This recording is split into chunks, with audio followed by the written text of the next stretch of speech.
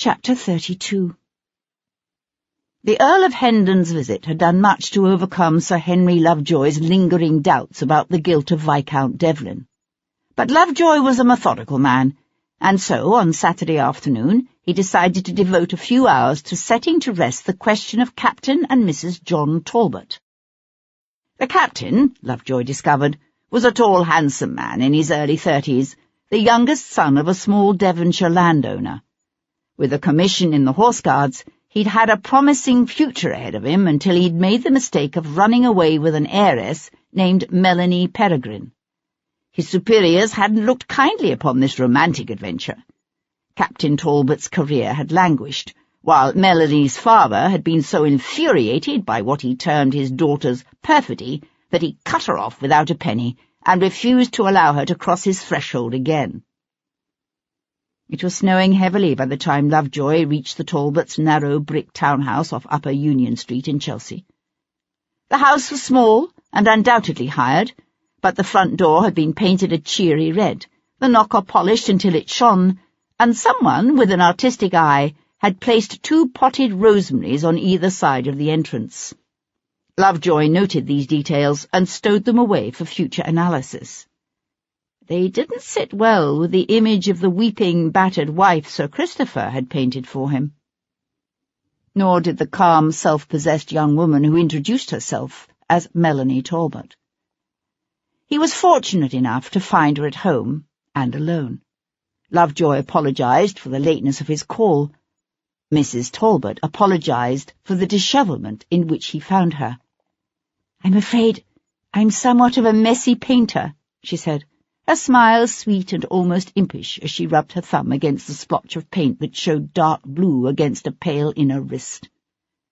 Lovejoy might have been misled into believing she'd been indulging a genteel feminine interest in watercolours, except that when he'd first arrived, he'd caught a glimpse of her up on a ladder painting the walls of her dining room. "I am grateful you've consented to see me on such short notice," said Lovejoy, taking the seat she indicated in the small, pleasant sitting room overlooking the snow-filled street. The furniture in the room was old-fashioned and battered, he noticed, but tasteful, with good clean lines, the kind of thing one might find tucked away in the attics of some ancient country estate, or for sale, cheap, in the markets of Hatfield Street.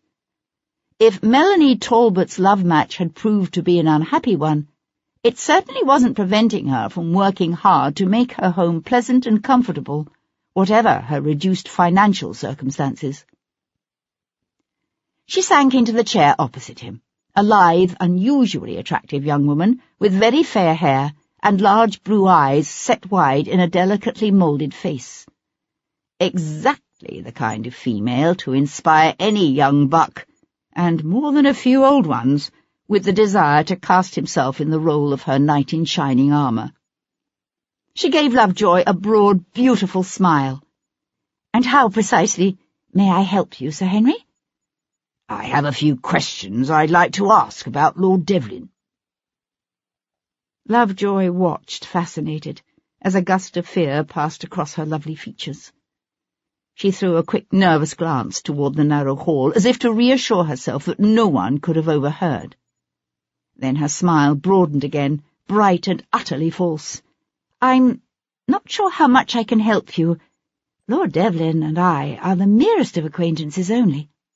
"Indeed, Mrs. Talbot, I have it on excellent information that you and his lordship are considerably more than that.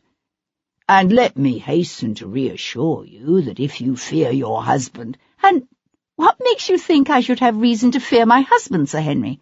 she asked sharply. Lovejoy returned her firm, direct gaze. "I know what happened at the Duchess of Devonshire's ball last year." "Ah." Her chest hitched on a small sigh as she sat silent for a moment, seemingly lost in thought. Then her gaze lifted to his again, her jaw hardening. "Very well. Devlin and I are friends, good friends, but nothing more." Lovejoy kept his expression impassive. "It's my understanding that your husband and Lord Devlin fought a duel last Wednesday morning." Her smile, this time, was neither impish nor sweet. "Surely, Sir Henry, you are aware that we wives are never told of such things?" "But you knew." She stood abruptly, going to stand before the painted mantel where a small fire burned feebly on the hearth, providing little warmth. "You must understand, Sir Henry," she said, her gaze on the fire. "I promised my husband I would sever all contact with Lord Devlin." Lovejoy studied the slim, taut line of her back. "And when did you make this promise?" "On Monday last." "You didn't see Lord Devlin on Tuesday?" "No, of course not. I am a good and obedient wife." "That's what's expected of a woman, isn't it?" she said, the sneer in her voice as much for herself as for the society in which she lived. "So you wouldn't be able to tell me where his lordship spent that evening?" "No." She swung to face him, and he was shocked by the strength of the emotion he could see in her face. "But I can tell you how he did not spend Tuesday evening.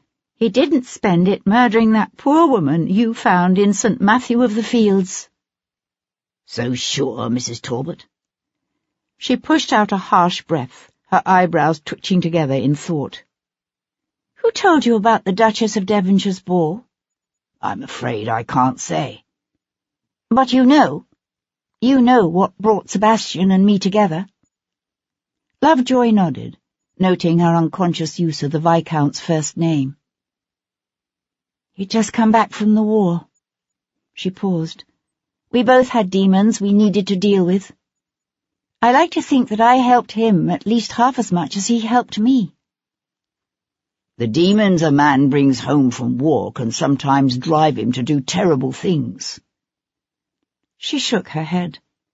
"The kind of demons that haunt Lord Devlin aren't the sort that drive a man to rape and murder." She paused, then pushed on resolutely, her head held high. "I would actually have given myself to him, if he'd have had me.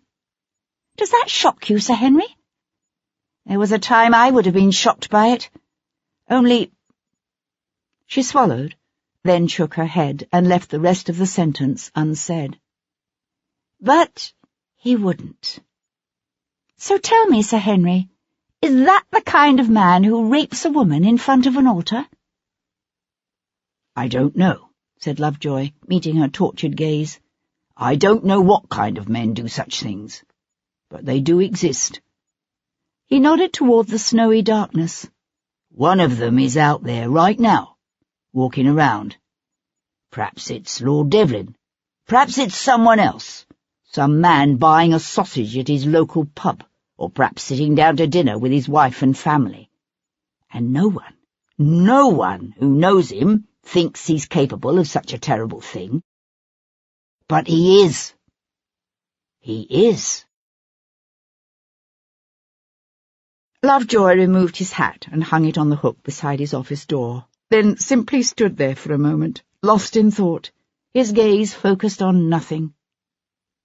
They were back again, all those niggling little doubts about Lord Devlin's guilt, that feeling that there was more going on in the death of Rachel Yorke than any of them had yet grasped. He knew it was unscientific, unempirical, maybe even irrational, but his intuition had been right too many times in the past for him to ignore it now. With a shrug, he jerked his mind away from the sad-eyed woman he'd just met, and set to work unwinding his scarf. He had his coat half unbuttoned when his clerk, Collins, stuck his head around the corner. "What is it?" asked Lovejoy, looking up. "It's about the Cyprian who got herself killed in that church, sir. That Rachel Yorke. Constable Maitland thought you might like to know." Lovejoy paused with his coat half on, half off. "Know what?" "We've just heard from the sexton of St. Stephen's, sir. They've had grave robbers last night, and it was her grave what they hit." "Are you telling me someone has stolen Rachel Yorke's body?" "Yes, sir. Constable Maitland, he thinks it's just a coincidence, but—" Collins let his voice trail away into nothing, for Sir Henry, his coat gripped distractedly in one hand, was already gone, leaving his hat and scarf still swaying on their hooks beside the door.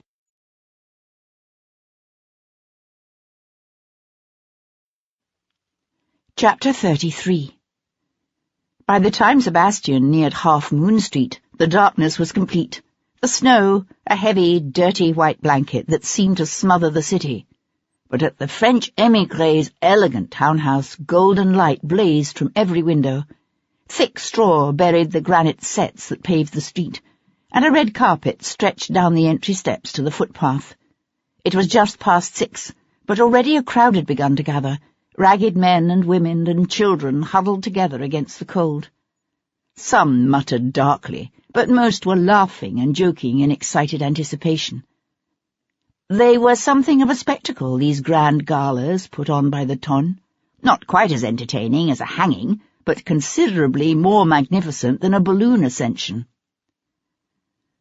"Monsieur Pierpont's having a ball tonight, is he?" asked Sebastian, snagging a half-grown lad in livery who came rushing past, his face flushed with self-importance.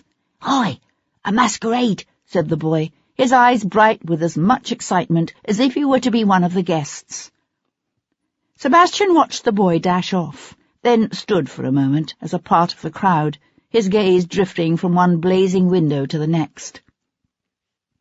He kept turning over in his mind what Hugh Gordon had told him, that Rachel Yorke might have been passing information to the French through Leo Pierpont. If it was true, if Rachel Yorke had been involved in some kind of underhanded game with the French, then it cast her killing in a different light entirely. And if it was true, then what was Sebastian's father doing meeting with her, in secret, in the dark, deserted lady chapel of an out-of-the-way Westminster church? It was just minutes to curtain time. Kat was hurrying down a backstage corridor when a strong hand closed around her arm from behind, drawing her back into the shadows. "Sebastian!" Kat cast an anxious glance up the hall. "Why are you here? Someone might see you." "I need a costume." In the dim light of the oil lamp at the end of the corridor, she could see the rough cut of his coat, the touches of grey he'd added to his dark hair. "I'd have said you were already fairly effectively disguised." "I had something a bit more elegant in mind. Something in silk or satin." "Satin? Going to a ball, are you?" "Something like that." He waited until just before midnight, when the crowd of costumed revellers would be at its thickest, and a stray pirate, wearing a loo mask and a black domino over a black and gold satin doublet, might pass unannounced. Creeping quietly through the snow-blanketed back garden, Sebastian mingled for a moment amongst the couples braving the cold on the terrace, then slipped inside through one of the long French doors that opened to the ballroom. He walked into a blast of warm air scented with beeswax and delicate French perfume, and the pungent odour of hundreds of hot, damp bodies pressed together in a confined place. Above the roar of voices and genteel laughter, the sweet strains of a quadrille could be faintly heard, coming from a small ensemble set up on a dais at the end of the room, where a few brave couples were attempting to dance through the crowd. Leo Pierpont's masquerade would undoubtedly be deemed a sad crush, which was a way of calling it a resounding success. Weaving his way through Valkyries and Romeos, Arab princes and Renaissance ladies, Sebastian found himself in the hall, where a teasing conversation with a dimpled young housemaid provided him with the information that Monsieur Pierpont's library could be found at the foot of the stairs on the ground floor, near the back of the house. The door to the library was closed. When he opened it, Sebastian could see why, for much of the furniture, which had been cleared from the house's reception rooms, was obviously being stored in here. Shutting the door behind him, Sebastian threaded his way through looming piles of settees and rolled carpets and end tables to jerk back the heavy velvet drapes at the windows. The lamps from the nearby terrace shone on the snow outside to suffuse the library with a pale white glow. Turning, Sebastian cast an expert's appraising eye around the room. About half the library's walls were taken up by floor-to-ceiling mahogany bookcases, while the open panels in between were covered with Pierpont's collection of broadswords and dueling rapiers, daggers and cutlasses, their carefully maintained blades gleaming in the night. Sebastian searched the room quickly but methodically, looking for anything that might associate Leo Pierpont with Napoleon's government and the dirty, underhanded game of spying. He checked behind pictures and along the backs of the bookcases. He rifled expertly through desk drawers and found nothing. Stymied, he perched on the edge of the desk. His gaze fell on a small carved wooden box sitting on the desk's green leather top. "If you want to hide something," went the adage, "display it in plain sight." Sebastian flipped open the box's wooden lid and smiled. To the uninitiated, it was a simple, if somewhat curious cylinder, about 6 inches long, and composed of a row of discs of white wood revolving on a central iron spindle. But to those who knew, it was a wheeled cipher, invented by an ingenious American named Thomas Jefferson. Each of the cylinder's 36 discs contained the letters of the alphabet arranged randomly. If identical cylinders were used by two parties to encrypt and decipher their correspondence, the resulting code was virtually impossible to break. Sebastian held the cylinder between his hands, thoughtfully twirling the discs with his thumbs as he considered its implications. The Americans themselves had, curiously enough, recently abandoned the Jefferson cipher in favor of a far less secure device, while the English preferred stubbornly to rely upon their black chamber with its invisible inks to safeguard their secret correspondence. But the former American president's clever little invention remained in favor with the Americans' old ally, France. Sebastian turned his head, his attention caught suddenly by a faint sound. He'd been aware all the while of footsteps rushing past in the hall outside as servants hurried to and fro. But he heard now a different stride, firmer and more deliberate, a tread that stopped abruptly before the library's door. Sebastian dropped the cylinder into an inner pocket just as the door opened abruptly to flood the darkened room with light.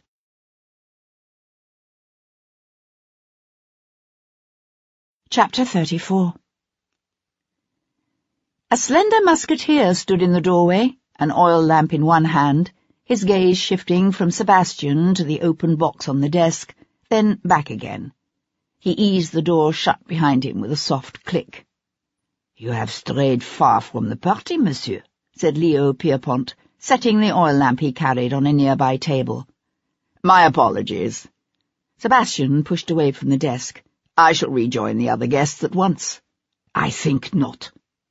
With a sideways lunge, the Frenchman snatched one of the rapiers from the library wall and brought it around, the sharp blades singing through the air to bring Sebastian to an abrupt halt some 10 feet shy of the door.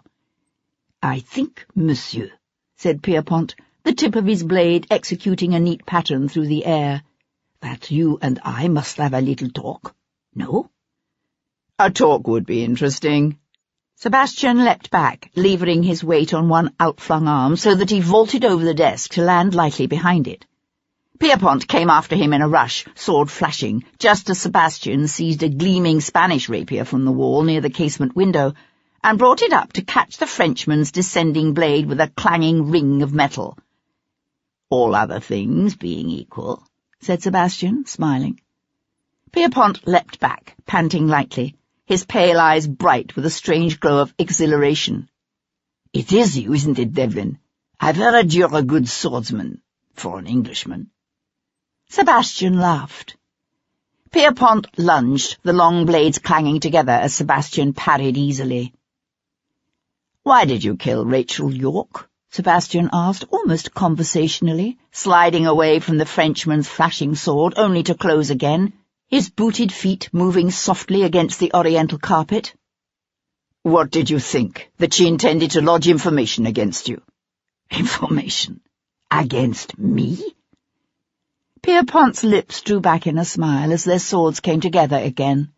"And what sort of information would that be, monsieur?" "Information about your little spy ring." Pierpont parried Sebastian's lunge. "Your experiences in the war obviously overset your imagination, monsieur le Vicomte." "Perhaps. But I have enough of my wits left to reason that if what I've heard is true, If Rachel was feeding you tidbits of information gleaned from her noble lovers, then her death might suggest that at least some of the details of your activities have become known. And who has encouraged you in this fantasy, What's the matter, monsieur? Scared? Said Sebastian, just as Pierpont launched a swift and brutal attack. The Frenchman was at the end of his thrust when Sebastian circled his blade and danced sideways to slide in, his own blade flashing. The tip of his rapier sliced neatly through the musketeer's silk to the flesh beneath. Pierpont leapt back, a thin line of bright red blood seeping through the white front of his shirt, his lips tightening into a grim smile. "We must fence together some other time, monsieur. If you don't hang, that is." Turning his head, he raised his voice to shout, "Arnaud! Robert! Aidez-moi!" The men were obviously close. The library door burst open, spilling two of Pierpont's burly footmen into the room. Sebastian tightened his grip on his rapier, his breath coming in pants. With his path to the door blocked, the only possible way out of the room was through one of the long casements overlooking the rear garden. He hesitated for the briefest instant, then ran straight at the nearest window, one domino-wrapped arm flung up before his face, to catch the worst of the impact, as he crashed through in a shower of breaking glass and splintered wood. It was a drop of some 6 or 8 feet to the snow below. Sebastian hit the ground hard, broken glass crunching beneath him as he scrambled to his feet and took off, running across the snow-filled garden. From somewhere above came a woman's scream. A man shouted. Then Sebastian heard a yelp of pain as one of Pierpont's henchmen swung his leg over the jagged window glass and made as if to follow. "No." "Let him go," said Pierpont, standing before the broken window, the palm of one hand pressed to his bleeding chest. "Let him go. For now." The Earl of Hendon was in a big, overstuffed armchair beside his library fire, a well-worn, leather-covered volume of Cicero lying open on his lap, when Sebastian walked in, the black loo mask dangling from one finger. "Good heavens," said the Earl, after only the briefest of hesitations. "You look as if you've just fought the Battle of the Spanish Main. And lost." Sebastian swiped at a trickle of blood running down his cheek and laughed. Hendon was a master of the British art of unemotional calm. Only his tense lower jaw and subtly increased breathing betrayed any hint of shock or anxiety. Crossing to the brandy decanter warming on a small table near the fire, Sebastian eased out the cut crystal stopper and soaked his handkerchief with the neat alcohol. "I've just had a rather interesting encounter with Monsieur Léon Pierpont." "Ah, yes. I'd heard he was to have a masquerade tonight." "I found this in his library." Reaching his left hand into his pocket, Sebastian produced the small cylinder and tossed it to his father. Hendon caught it neatly. "What is it?" Sebastian dabbed the alcohol-sodden cloth against first one, then the next of his various cuts, the breath hissing out through his clenched teeth. "It's a Jefferson cipher. I think the man is spying for the French." Sebastian watched his father's broad, plain-featured face for some flicker of surprise. There was none. "You don't strike me as being particularly shocked by the possibility." Setting aside the cylinder, Hendon folded his hands calmly on the swell of his stomach. "About a year ago, a certain gentleman, whose name is irrelevant, allowed Monsieur Pierpont to catch him in a potentially embarrassing escapade." "Exactly what kind of escapade?" "A sexual one. The gentleman involved, let's call him Mr. Smith, shall we, has somewhat unusual tastes. Tastes he'd prefer not to be made public." Sebastian pressed the handkerchief against the cut on his cheek and held it there. "And he wisely realized the need to confess the entire sordid tale and ask for guidance. I discussed the matter with Lord Jarvis, and between the two of us we decided we could use Mr. Smith." "You mean as a double agent, feeding selected information to the French via Pierpont?" Sebastian tossed the blood-soaked cloth aside and poured himself a drink. "Yes." The Earl shoved up from his chair and went to stand before the fire. "The French will always have spies, and their spy masters in London. It's better for us if at least some of the players are known. That way they can be watched, and the flow of potentially damaging information can be managed, to some extent." "And Rachel York? Was she passing information to Pierpont?" Hendon's face went suddenly ashen. "Good God! Who told you that?" "The same person who told me about Pierpont. Is it true? Was Rachel one of Pierpont's spies?" "I don't know." Sebastian fixed his father with a hard stare. "Are you sure? She wasn't blackmailing you into passing government secrets to the French?" Hendon's blue eyes flashed dangerously, his fists clenching at his sides. "My God!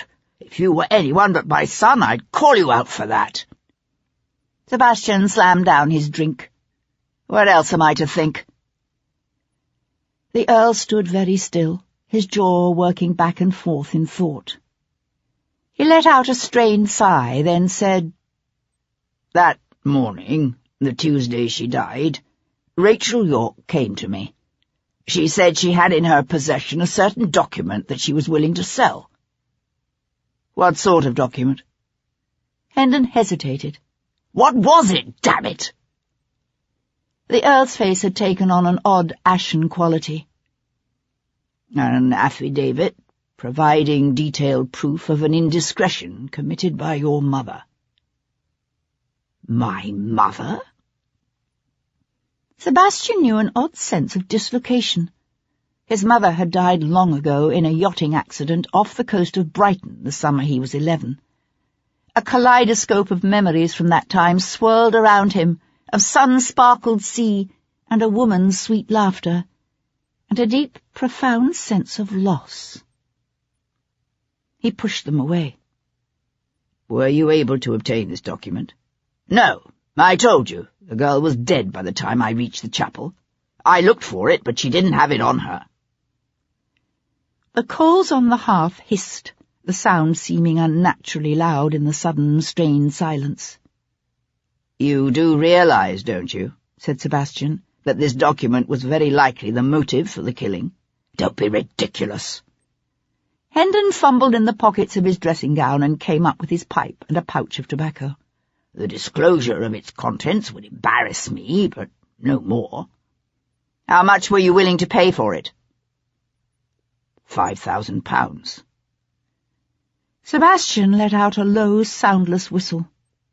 "There are those who would consider £5,000 more than sufficient motive for murder."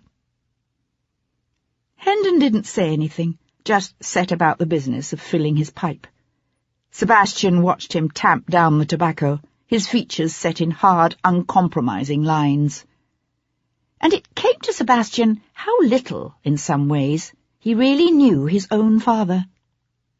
"And if the man who killed Rachel York has this document now, what then?" Hendon shook his head. "I don't think she brought it with her to the chapel. More likely than not, she was planning to try to hold out for a higher price." Sebastian supposed it possible, but it wasn't particularly likely, given what he'd heard about Rachel's nervousness and her plans to flee London. A deep disquiet bloomed within him. There was too much going on here that he didn't understand, that he needed to understand if he were to have any hope of catching Rachel's killer. "Did she tell you how she got her hands on this affidavit?" "No." "You didn't ask?" "Of course I asked." "She refused to say." Hendon swiped one of his big beefy hands across his lower face. "Good God! If she was working for Pierpont, then in all likelihood she got the document from him." "But you don't know?" "No." "She could have another purpose, you know. If it were to become known that you were buying incriminating documents from a French spy, you'd be ruined." Hendon stuck the stem of his pipe in his mouth and bit down on it hard. "It won't become known." Lighting a taper, he held it to the pipe's bowl, his cheeks hollowing as he sucked hard, then blew out a stream of thin blue smoke. You asked me to look into Pierpont's activities last Tuesday night. And he did have a dinner party at his house that night. It was arranged hastily, for he'd only just returned from the country that morning. So he couldn't have killed Rachel. Not necessarily. According to one of the guests, Pierpont excused himself and was absent for a considerable period of time, somewhere around 9 or 10. Long enough to get to Westminster and back? Perhaps. Sebastian swore softly and crudely. Why the hell didn't you tell me about this affidavit from the very beginning? Well, I thought it irrelevant. I still think it irrelevant. What does it matter why Rachel York was in that church? Some brute simply happened upon her there alone and took advantage of it. He raped her and then he killed her. It happens all too frequently these days. Except that she was raped after she was killed. Hendon's mouth went slack around the stem of his pipe. Good heavens! What manner of man would do such a thing? Someone who enjoys killing, said Sebastian. He made his way back to the Rose and Crown, through crooked byways filled with sparkling white snow that crunched audibly beneath each step. A few stray flakes still floated down, lazy and peaceful in the night.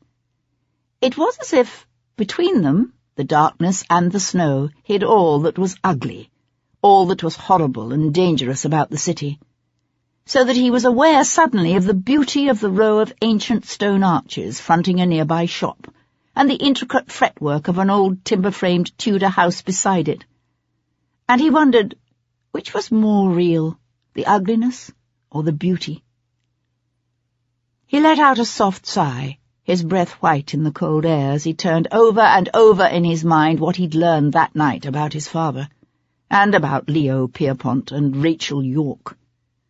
He wondered why a woman like Rachel York would have allowed herself to be drawn into the dangerous shadow world occupied by men such as Leo Pierpont.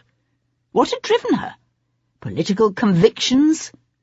Greed? Or had she somehow been coerced into acting against her will?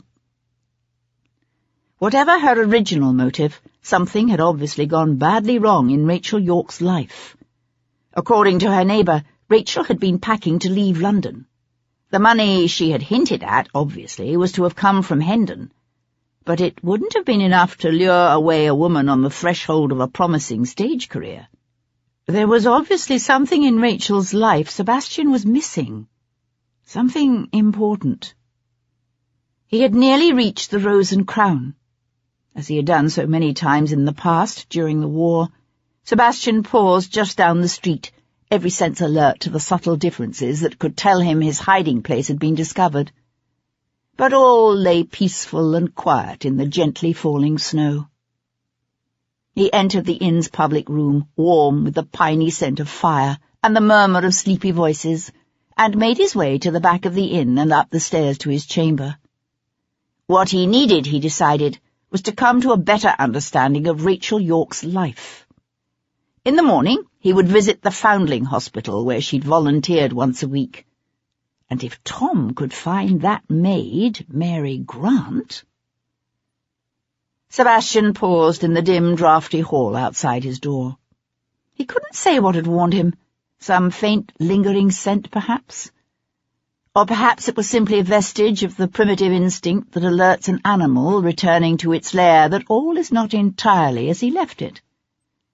Whatever it was, something told Sebastian, even before he fit the key into the lock of his door, that she was there.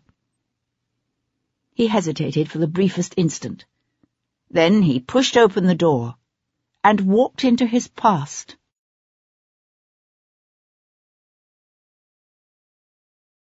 Chapter 35. She sat in the battered old chair beside the hearth, her head tipped back so that the firelight played over the elegant curve of her long, graceful neck, and brought out the hint of auburn in her dark hair. She had worn a cherry-red velvet opera cloak that now lay discarded on a nearby table, but she had come to him, still dressed in the costume of her character, Rosalind. "You picked the lock, I suppose?" Sebastian closed the door behind him and leaned back against it. "It's a very old lock," said Cat Boleyn, the barest hint of a smile touching the edges of her lips. He pushed away from the door and walked toward her. "Why did you come?" "You left your clothes at the theatre. I brought them." He didn't bother to ask how she'd found him here at the Rose and Crown. She would have her ways as he had his. It was a danger he had both acknowledged and accepted when he first decided to approach her. "You're hurt," she said, when he came to stand before her, close enough that his legs almost touched hers, but not quite. "I went through a window." "Leo found you, did he?" "What makes you think I went to see Pierpont?" "There weren't that many masquerades in Mayfair tonight." She shifted subtly in her seat so that her thigh just brushed his. "What sent you there?" "According to Hugh Gordon, Pierpont is a French spymaster." She sat very still and quiet for a moment, then said, "And do you believe him?" Sebastian shrugged. "Gordon had no proof, of course, but I found a code cipher in Pierpont's library." What Hendon had told Sebastian, he would keep to himself. "What has any of this to do with Rachel?" Sebastian turned away to swing off his cloak and hang it on a hook beside the bed. "I think she might have been passing Pierpont information. She seems to have shared her favours with an interesting collection of men in positions to know tidbits they might easily let slip. Things like troop movements and shifting alliances and the thinking of those close to the king." "They say someone stole Rachel's body from the churchyard," she said. "Was it you?" "Yes." Any other woman would have felt the need to affect a feminine display of shock and horror. Not Cat. She watched him strip off his doublet and shirt, then go splash cold water from the basin over his blood-encrusted face and neck. "What do you expect to learn from it?" The room's towel was coarse and stiff, and he dabbed it gently around his cuts. "I don't know, but I've already learned one interesting little fact. Whoever killed Rachel York slit her throat first. Then he sexually assaulted her. That's a nasty little perversion." Sebastian tossed aside the towel. What kind of man likes to have sex with a dead woman?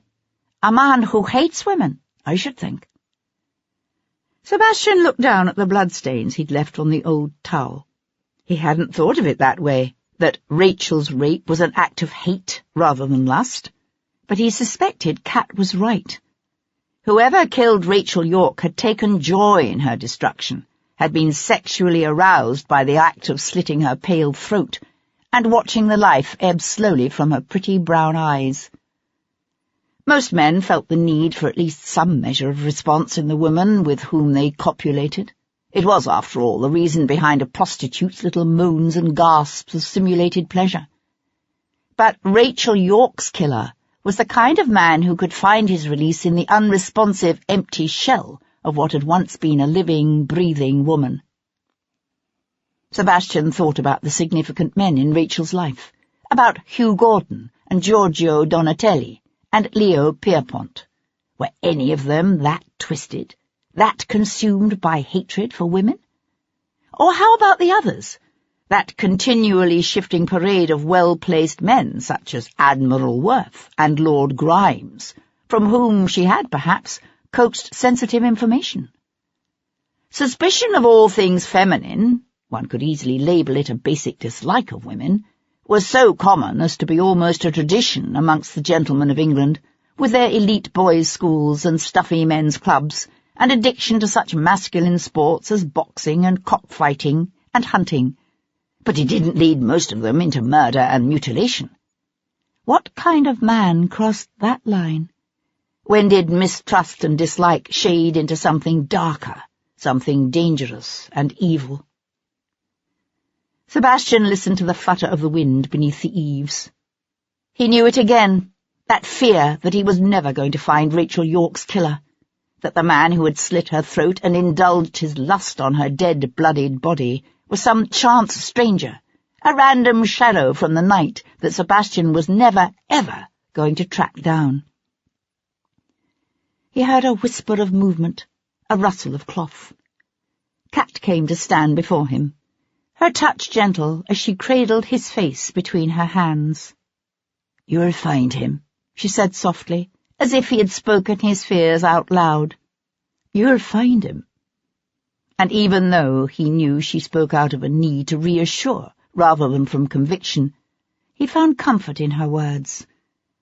Comfort, and the echo of an old but never-forgotten desire in her touch. He caught her to him, his fingers twisting in the dusky fall of her hair.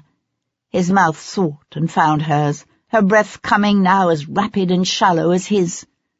He kissed her eyes and touched the smooth, warm flesh of her neck, and felt his body quicken with a need that was more than physical. With increased urgency, his lips captured hers again.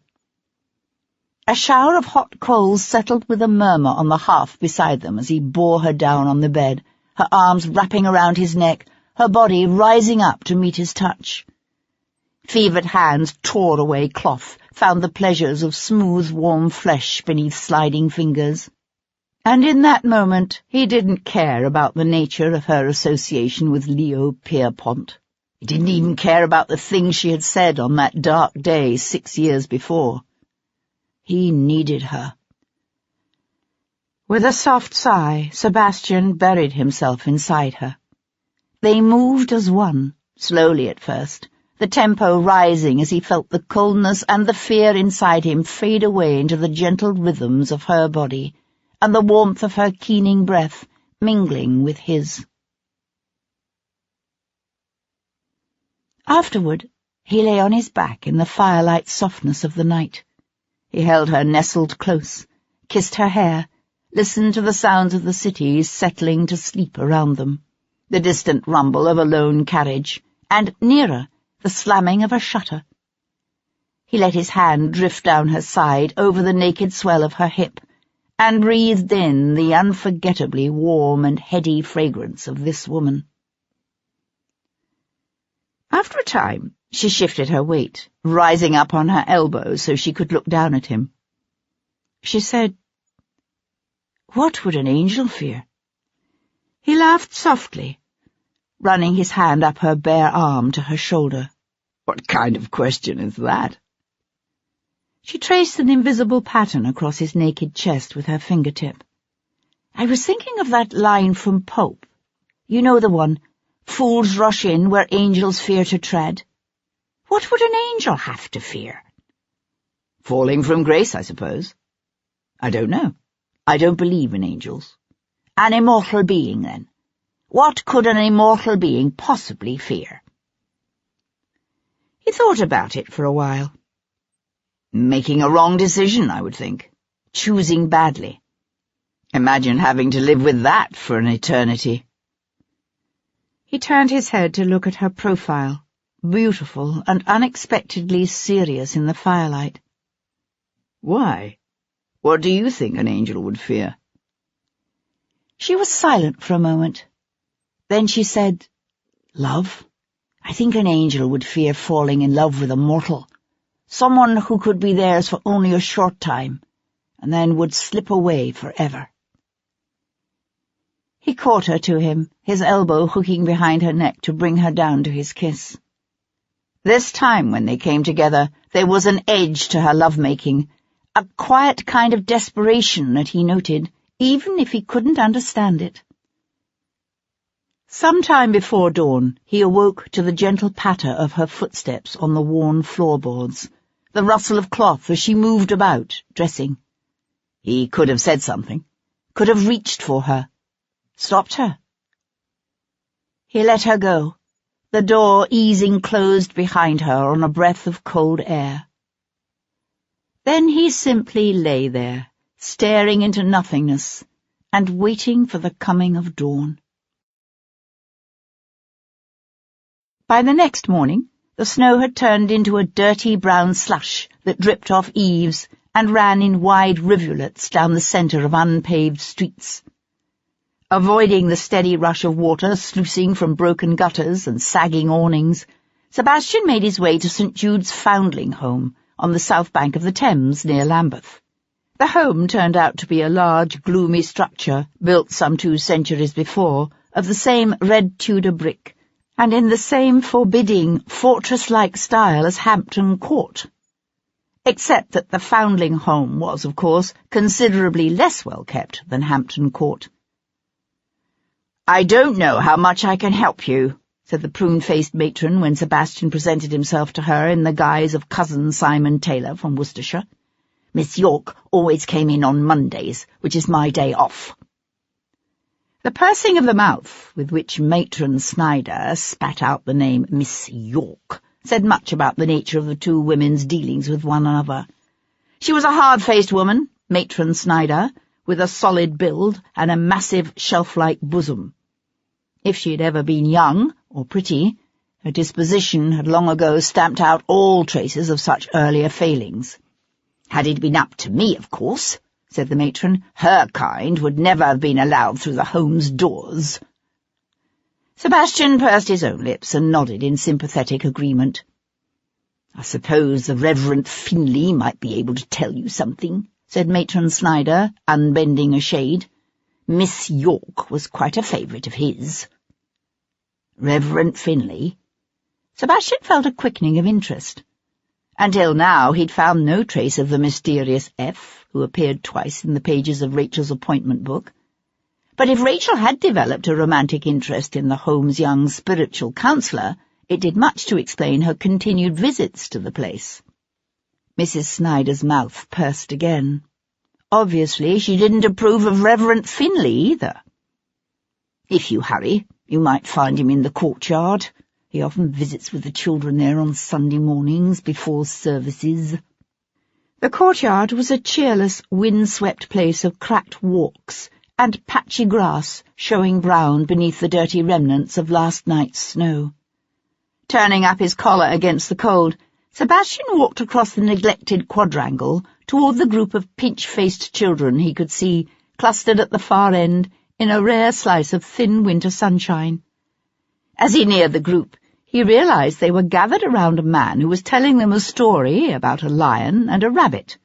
A thin, stoop-shouldered old man, his balding pink pate fringed with white hair, a pair of thick spectacles perched on the end of his long, thin nose.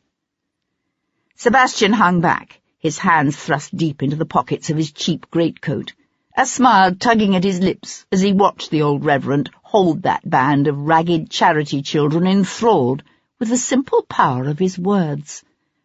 Whatever had been the nature of Rachel's relationship with this man, it obviously wasn't romantic.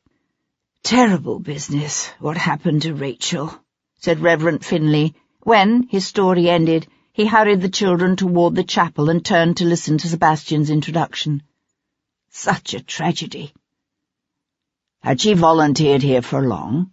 Sebastian asked as the 2 men turned to walk together. The old reverend peeled the wire-rimmed glasses off his face and rubbed his reddened eyes. "Nearly 3 years, which is more than most women can take around here. They always start out full of such determination and good intentions, but it gets to them after a while. So many of the wee ones die, you see. I've never quite been able to understand it myself. But Rachel, she had this theory that they died from a lack of love, and so she'd come every Monday afternoon and spend time holding each of the poor babes in turn. Just hold them, sing to them." Sebastian stared off across the snowy courtyard to where the matron Snyder was bustling about, getting the children lined up 2 by 2 at the chapel doors. "An unusual activity for such a woman, surely?" "You mean for a successful actress?" The old reverend lifted one thin shoulder in a shrug. "Rachel was an unusual woman. Most people, when they have the good fortune to pull themselves up from a bad situation, they soon forget where they came from. Rachel didn't. But Rachel was never a foundling. No, but she knew what it was like to be a child alone and friendless in this world." The reverend paused, his features pinched and troubled. "I sometimes wonder." "Wonder what?" At the end of the quadrangle, the chapel's lone bell began to ring, a solemn, steady toll. The old man's eyes narrowed as he stared up at the small spire above them. "This past month or so, Rachel seemed different somehow, preoccupied. It was almost as if she were afraid of something. But I never said anything to her about it. These last few days, after what happened, I can't help but wonder if I made a mistake. If perhaps I could have helped her in some way, if I'd only asked." "You don't have any idea what she was afraid of?" Finlay shook his head. "No. I wish she had confided in me, but she didn't." "Did you know she was planning to leave London?" The old man glanced around in surprise. "No, I'd no notion. Any thoughts as to where she might have been planning to go?" He considered this for a moment, but shook his head. "No, I could hardly see her going back to Worcestershire." No, Sebastian thought, she wouldn't have gone back to Worcestershire. Was there a man in her life, do you think? A man she maybe was afraid of? Most of the children were in the chapel now. Only 3 or 4 stragglers remained, hurried along by Matron Snyder, who cast a quick, disapproving glance at the 2 men. The Reverend Finlay turned toward the open chapel doors. "We never spoke of such things, of course, but I'd have said yes. Rachel was in love with someone, although I don't think it was anyone she was afraid of. She had that look a woman gets when she's happy in love." A sad, almost wistful smile touched the old man's lips.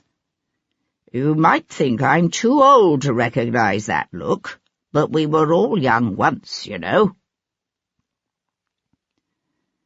Sebastian walked through the cold, wind-blown streets of Lambeth to the banks of the Thames, where he took a scull that carried him across the river to the steps just below Tower Hill. From there it was but a short distance to Paul Gibson's surgery. He found his friend wrapped in a tattered quilt and sitting in a cracked leather armchair beside the parlour fire, his staring gaze fixed on the glowing coals. "Leg bad, is it?" said Sebastian, sinking onto the ragged chair opposite. "A wee bit." Gibson looked up, his eyes bright with the unholy fires of the opium-eater. It was an addiction far too many wounded men carried home with them from the war.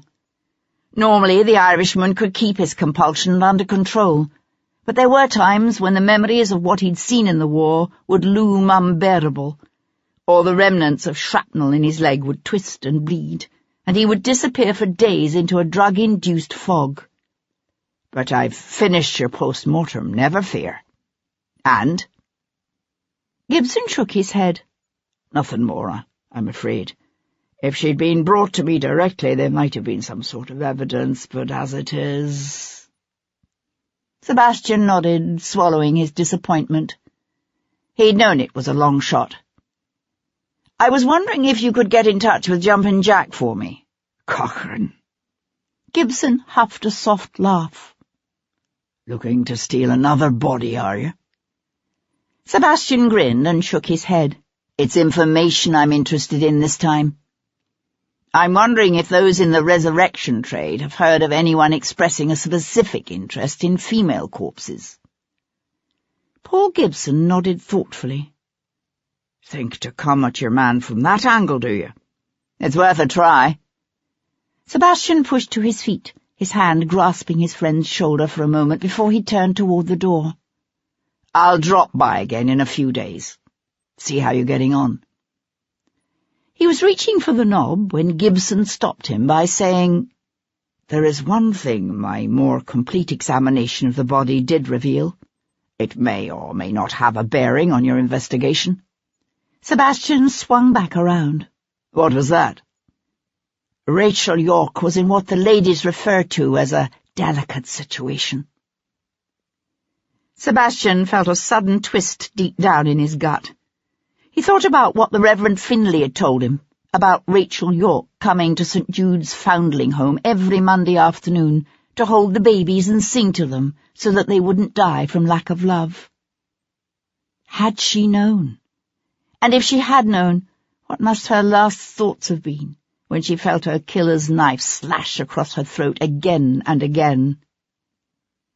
"How far along was she?" Sebastian asked, his voice oddly hoarse. "Almost 3 months, I'd say." "Enough that she would surely have known she was carrying a child."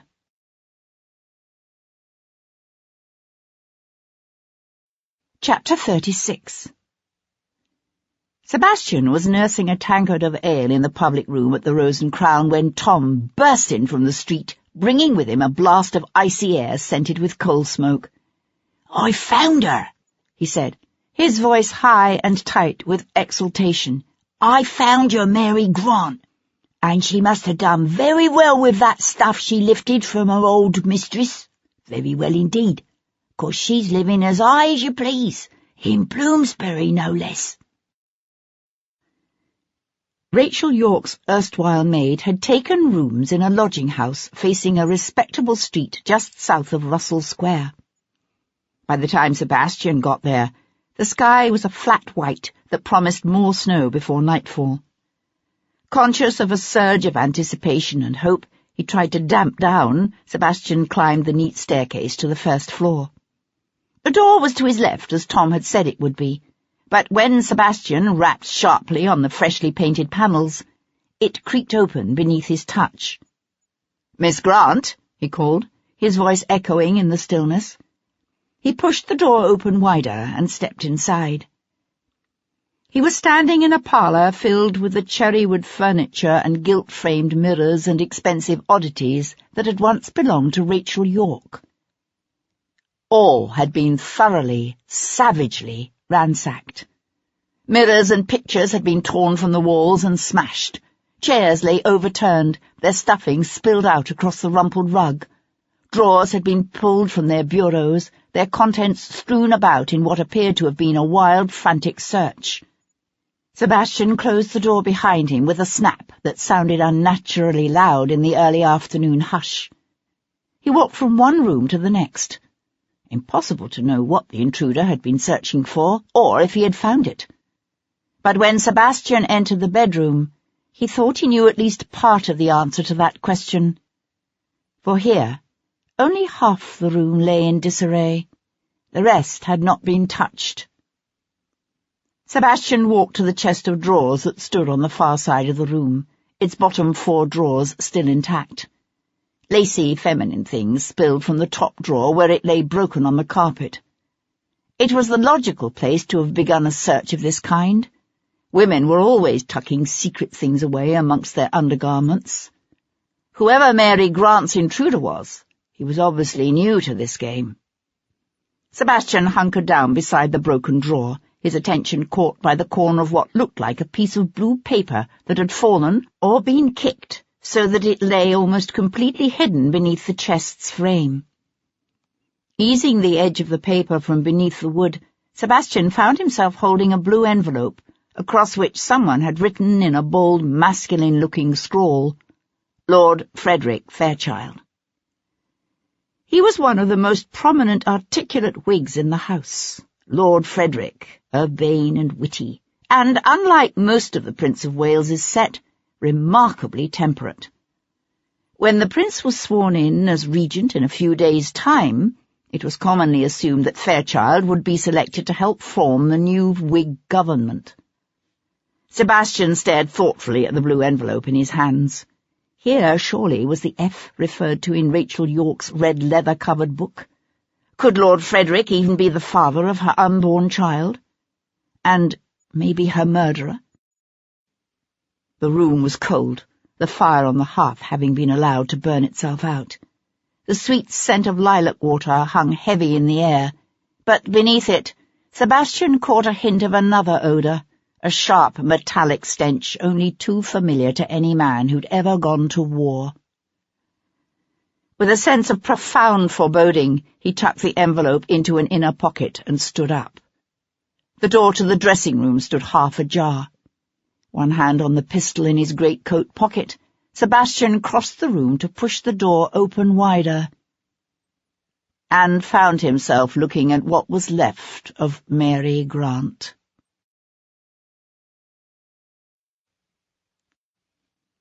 Chapter 37. She lay sprawled on her back, her eyes wide and sightless, her torn, bloodied clothes shoved up to reveal flesh gleaming pale and naked in the fading light. Her throat had been hacked so savagely that her head had nearly come off. Sebastian stood just inside the doorway, his gaze travelling around the small, wainscoted room. He hadn't seen the Lady Chapel at St. Matthew of the Fields after Rachel York's killer had left her there, but he imagined it must have looked much like this. The blood splattered high and wide across the surrounding walls until it ran down the panelling in thin rivulets, the killer's bloody handprints standing out stark and damning on the bare white flesh of the dead woman's spread thighs. There was nothing Sebastian could do for this woman now, but he crouched beside her anyway and touched his fingertips to her blood-stained cheek. She was still faintly warm. He sat back on his heels, his hands gripping his knees as he gazed down into those pale, unseeing eyes. She was younger than he'd expected her to be, probably no more than 25 or 30, with flaxen hair and a sallow complexion, and the kind of sharp, small features one saw often on the streets of London. She must have thought she was a downy one, awake on every suit. She'd seen a chance to take everything that had once belonged to her mistress, the fine furniture, the expensive clothes and jewels, and she'd seized it. She must have thought she'd hit upon a way to set herself up for a good long while. Except that all she'd really done was set herself up for murder. Sebastian stared at the bloody handprints on Mary Grant's thighs.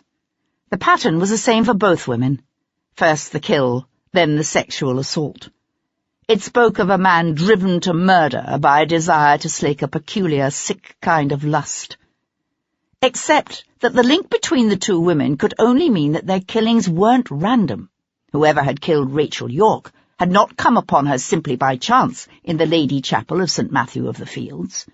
He had sought her out, and then he had tracked down her maid, Mary Grant, and killed her, too.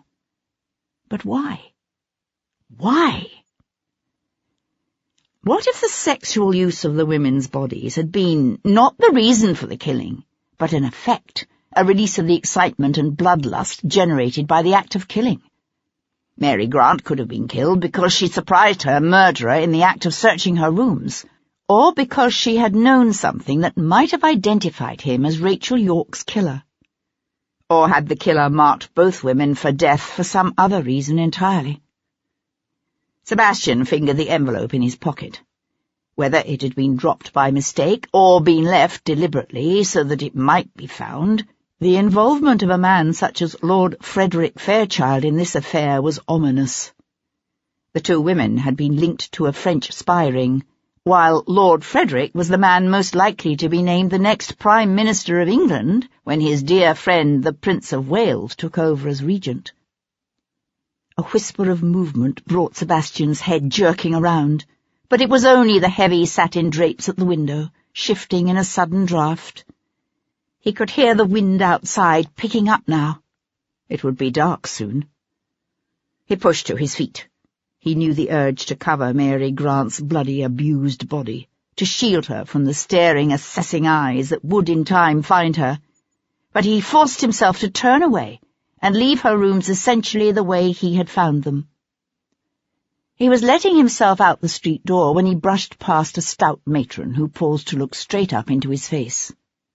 And in that brief instant, before he turned away to hurry down the front steps, he recognized her, and saw in turn the flicker of recognition in her eyes. "My lord," she called after him. "That is you, isn't it? Lord Devlin?" Sebastian kept walking, his hat pulled low, his shoulders hunched against the cold. But his heart had begun to pound, and he was cursing silently to himself.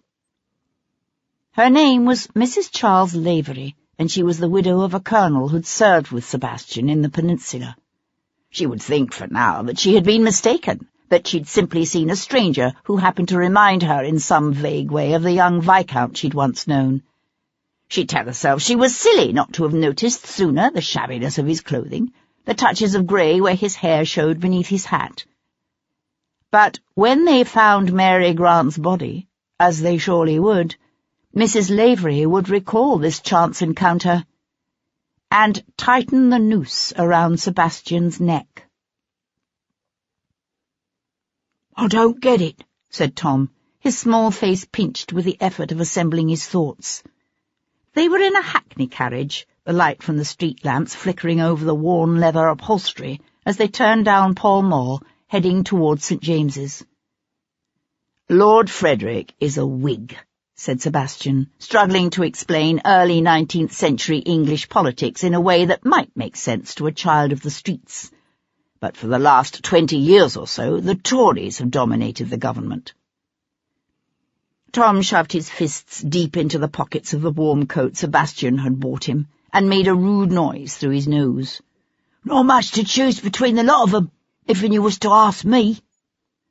Sebastian smiled. "In many ways you're right. But in general, the Tories see themselves as staunch defenders of the country's established institutions, such as the monarchy and the Church of England, which means they're against any kind of change, especially things like religious toleration and parliamentary reform." "Things the Whigs is for?" "Basically. And unlike the Tories, the Whigs are against continuing the war with Napoleon." Tom looked up in surprise. "You mean they like the French?" "Hardly. But they question the Tories' motives for continuing the war. War is costly. It leads to high taxes and government loans taken out at high interest, which is good for the large landowners and merchants who are lending to the government, but not so good for the common people like farmers and tradesmen and day workers. If the Whigs come to power, we'll very likely see a peace treaty with France." Tom nodded, his eyes bright with understanding. "So what you thinking? That this Lord Frederick's been playing some underhanded game with the French, and he offed them 2 women because they threatened to squeal on him?" "Perhaps. Or perhaps it's simply in someone's best interest to make it appear that way." "Meaning the Tories?" said Tom. The boy was surprisingly quick. Sebastian nodded. "That's right." "Your dad's a Tory, ain't he? Chancellor of the something or another?" Sebastian glanced sideways at his young friend. "Who told you that?" "Miss Cat." "Ah." They were nearing the recital rooms on Ryder Street. Faint strains of a violin could be heard, barely discernible above the rattle of carriage wheels and the clip-clop of horses' hooves. Leaning forward, Sebastian rapped on the front panel, then settled his hat low over his eyes and wound his scarf carefully about his lower face as the Jarvey cut in close to the curb and pulled up in the shadowy netherworld between 2 street lamps. Sebastian stood in the shadows and watched the bejewelled, perfumed crowd of men and women descend the front steps of Compton's recital rooms. Even in this rarefied collection of expensively dressed gentlefolk, Lord Frederick stood out, a handsome, urbane figure in flawless white linen and an inimitably cut coat. Laughing and talking amongst themselves, the small, self-absorbed group had just reached the footpath and turned toward the mall, probably intending to sup at Richard's, when Sebastian stepped forward, a dark figure half hidden in shadow. "Lord Frederick?" Lord Frederick turned. "Yes?" "I was wondering if I might have a word with you, my lord." A shade of annoyance passed over the other man's amicable features. "Not now, my good man, but you may come and see me tomorrow, if you like." "If that's the way you want it," said Sebastian, settling his hat even lower. "I was thinking maybe you'd prefer a more private conversation, considering what I got to say. But I could come by your house in the morning, if you don't mind your family finding out about your dealings with Rachel Lord Frederick took a quick step forward, his breath hissing out in a warning as he threw a glance back over his shoulder, as if to make certain his friends hadn't heard. "For God's sake, keep your voice down." Sebastian simply stared back at the man, expectantly. Lord Frederick hesitated, then said curtly, "Excuse me 1 moment." Turning toward his friends, he said with a wide smile, "Go on without me. I'll catch up with you later." His smile faded the instant he swung back to Sebastian. "Who are you? What do you want?" Sebastian shoved his hands deep into the pockets of his greatcoat and rocked back and forth on his heels. "Well, you see, we found your name in Miss York's appointment book. You do know Miss Rachel York, the one who was murdered Tuesday last in Westminster? We were wondering if you could tell us what it was doing there." Lord Frederick had an admirable control over his features. Not a flicker of either surprise or consternation showed in his smooth, amiable face. "You're from Bow Street, I assume. I'm sorry, but my acquaintance with Miss York was entirely superficial. I really don't see how I could possibly be of assistance to you." Sebastian sighed. "I was afraid you'd say something like that. The thing is, you can talk with me straight here and now, all nice and friendly, or we can have our little chat down at Bow Street." "You're bluffing. You wouldn't dare." Sebastian met the other man's gaze and held it. Lord Frederick looked away first. Pursing his lips, he blew out his breath in a long sigh, then gave a shaky laugh. "Very well. Miss York and I were having a little liaison. You know how these things are." "You mean you was having sex with her?" Lord Frederick laughed again, weakly. "Crudely put, but essentially accurate. Yes, and that's all there was to it." "What more is there to such affairs?" "Well, the answer to that might surprise you. Leastways, when the lady in question appears to have been working for the French." Fairchild might have control of his features, but he couldn't stop the blood from draining from his face, leaving him looking pale and frightened. Sebastian studied the other man with interest. "I'm guessing you'd have me believe you didn't know about that." "No, of course not." "Are you quite certain of that?" Lord Frederick jerked out his handkerchief and pressed the fine folds of silk to his upper lip. "This is dreadful," he said, his voice muffled by the handkerchief. "Just dreadful. There must be some mistake." The man was in obvious distress. But it was also true that he was no longer meeting Sebastian's gaze. "Where exactly were you last Tuesday night?" "I spent the evening with the Prince, of course. Why?" Lord Frederick's jaw went slack with sudden comprehension. "Good God! Surely you aren't suggesting that I killed her?" "You do have a motive, my lord." An unexpectedly powerful blaze of anger flared in the other man's eyes. "You dare? You dare take that tone with me? What is your name?" He stepped forward, his gaze narrowing as he tried to peer into Sebastian's shadowy, muffled face. "Speak up, man. Who's your superior at Bow Street? I swear to God I'll have your job over this."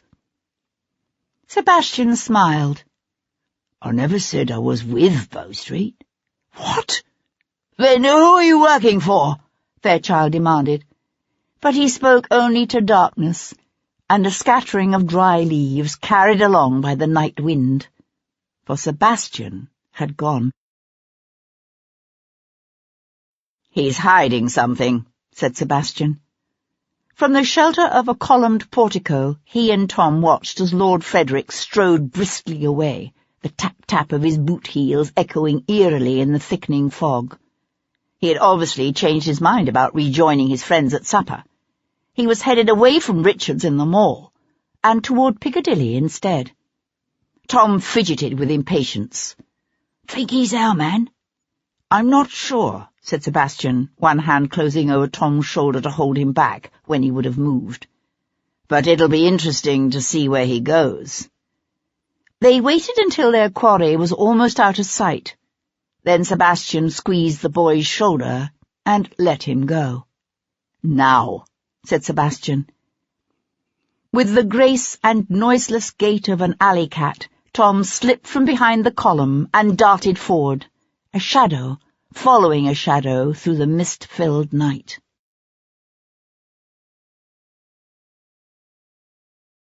Chapter 38. Sir Henry Lovejoy paused in the dressing-room doorway and stared down at what was left of Mary Grant. They hadn't covered the body yet, and the smell of her blood hung thick in the air. He was glad he hadn't had a chance to eat his supper yet. "There's no doubt this time as to who did it," said Edward Maitland. Lovejoy glanced back at his constable. "There's not. We have a witness." Maitland flipped open his notebook and turned it toward the golden pool of light cast by one of the oil lamps they'd lit. Mrs. Charles Lavery. She saw Lord Devlin leaving the building this afternoon." "She's sure it was Devlin." "Says she knows the Viscount. Her husband served with Devlin in Spain." Maitland closed his notebook with a snap. "No doubt he's our man, sir." Lovejoy crouched down beside the dead woman and studied her face. She was young, but not particularly attractive. Nothing like Rachel York. "Why this woman? Why go through all the bother of tracking her down?" "She knew Rachel York had gone to St. Matthew's that night to meet him." Maitland shrugged his expensively tailored shoulders. "So he kills her to shut her up." "But she'd already told us about that." Lovejoy's gaze drifted around the disordered room. "What else did she know, I wonder? And what do you suppose he was looking for?" "Money," Maitland suggested. "Or something to sell. Jewellery, perhaps." "We're dealing with the heir to an earldom here, not some petty thief. Still, he must be getting short of the ready by now, for all that. A man's got to eat." Perhaps. Yet Rachel York's reticule had also been searched, if you'll remember." Lovejoy pushed to his feet, his knees creaking. "I wonder," he said, half to himself. "I wonder." There was something peculiarly soothing about the sight and sound of a fire. Cat Boleyn sat with her feet curled up beneath her, her head tipped back against the silk upholstery of her drawing-room sofa, her gaze on the flickering flames before her as she listened to the voice of the man she'd once loved, telling her about his visit to St. Jude's foundling home. And about Mary Grant. "It's not your fault," Cat said when Devlin had finished and fell silent beside her. "It's not your fault that he got to her first." "No, I know it's not," he said, his gaze on the fire. "In a way, you're this killer's victim, too." "I know it's not my fault," he said again. "But you're still feeling guilty." He looked up to meet her gaze. A hint of a wry smile touched his lips, then faded as he sucked in a deep breath.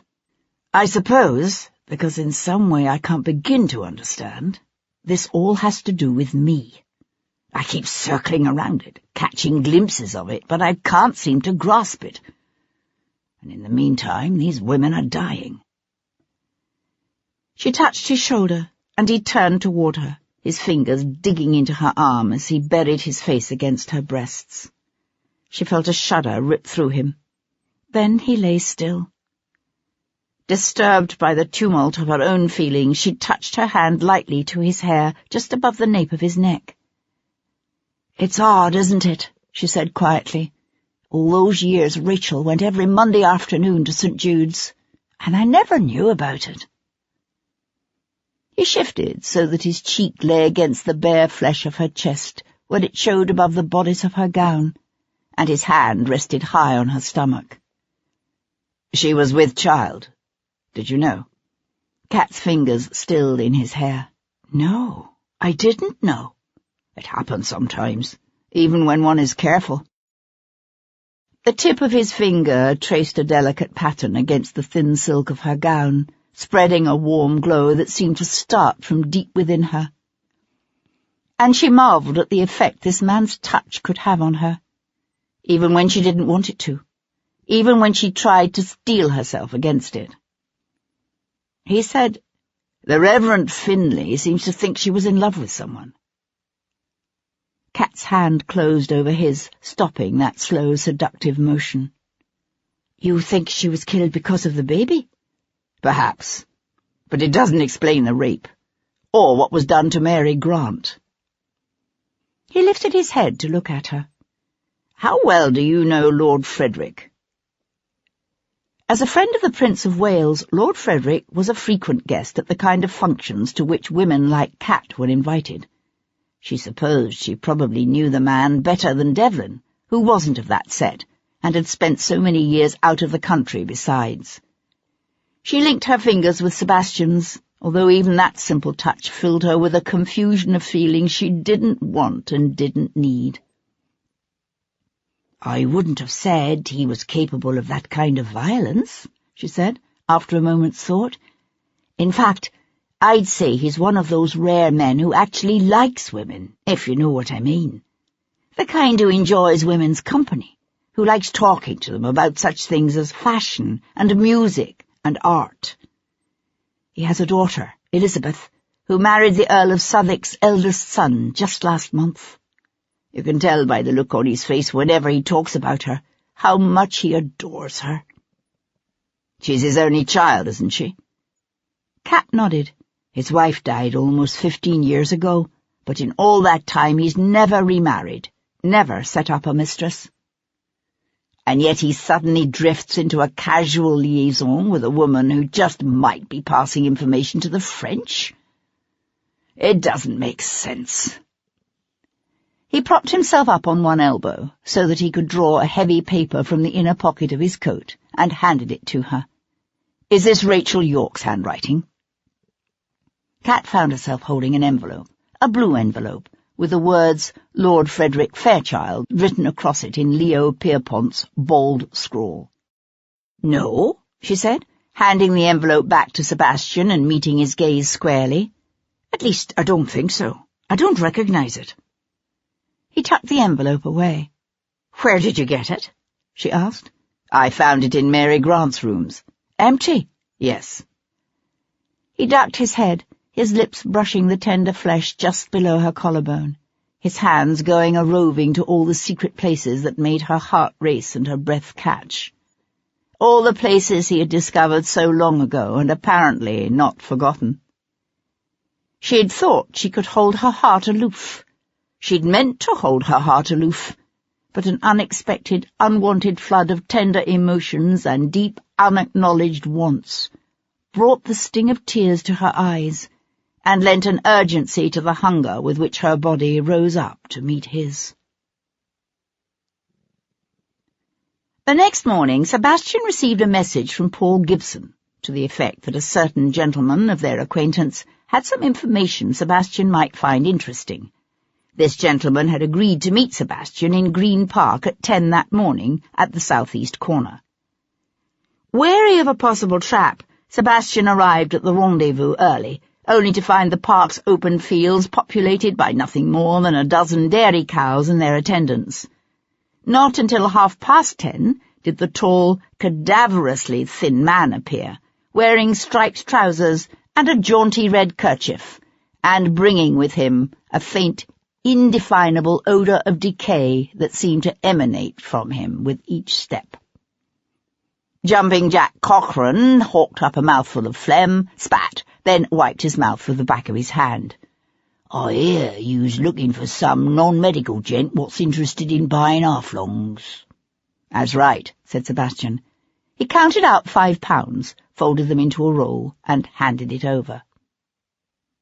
Jumpin' Jack licked his lips, jammed the money deep into his coat pocket, and rubbed his mouth again. "I had made just such a request about a month or so ago from a feller claiming he was an artist, although I thought at the time he was a queer 'un. Do you remember his name?" Jumpin' Jack let out a laugh that turned quickly into a cough. "You don't go asking folks' names in this business, but I'd know the feller again if I was to see him. Young he was, with a head of dark curly hair, just like a girl's. My Sarah, she was mooning about the place for days after she saw him. Said he was like the angels in them paintings hanging over the side altars in Trinity Church." Cochrane spat again. "You'd think the girl'd have more discretion, her being a proper Englishwoman and him some heathen foreigner." Sebastian felt his pulse quicken in anticipation. "He was a foreigner?" "Aye, from Italy or some such place. Or so he said. They all sound pretty much the same to me." "Where did you deliver the goods? Do you remember?" "Aye, Almonry Terrace it was, in Westminster."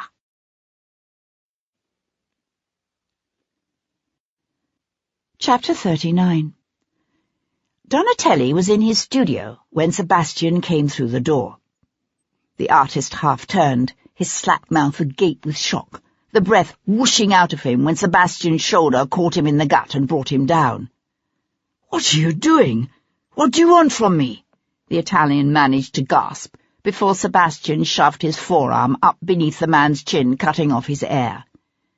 "I understand you've been buying yourself some half-longs," said Sebastian through gritted teeth. "Is that the way you like your women, You like it when they don't move, don't talk back, don't even breathe?"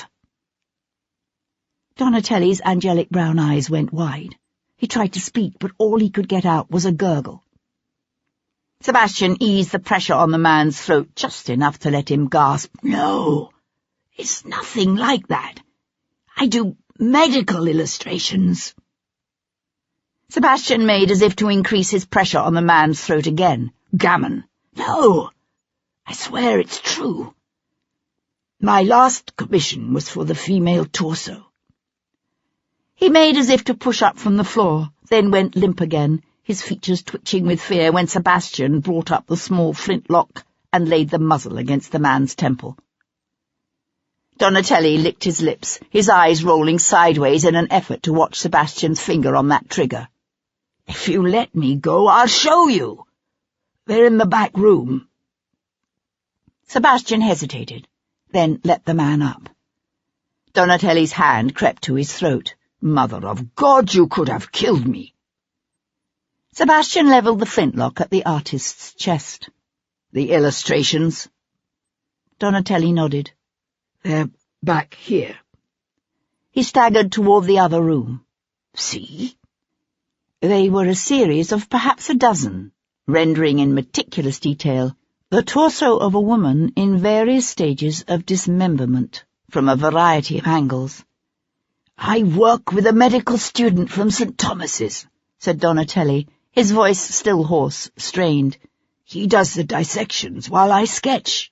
Now, why would a painter, who's suddenly become society's newest discovery, need to be hawking anatomy sketches to medical journals? Donatelli twitched one shoulder in a very Mediterranean shrug. "I began doing it for extra money when I was painting scenes at the theatre. I keep it up because it improves my ability to realistically render the human form. I'm not the only painter who studies cadavers. Look at Fragonard."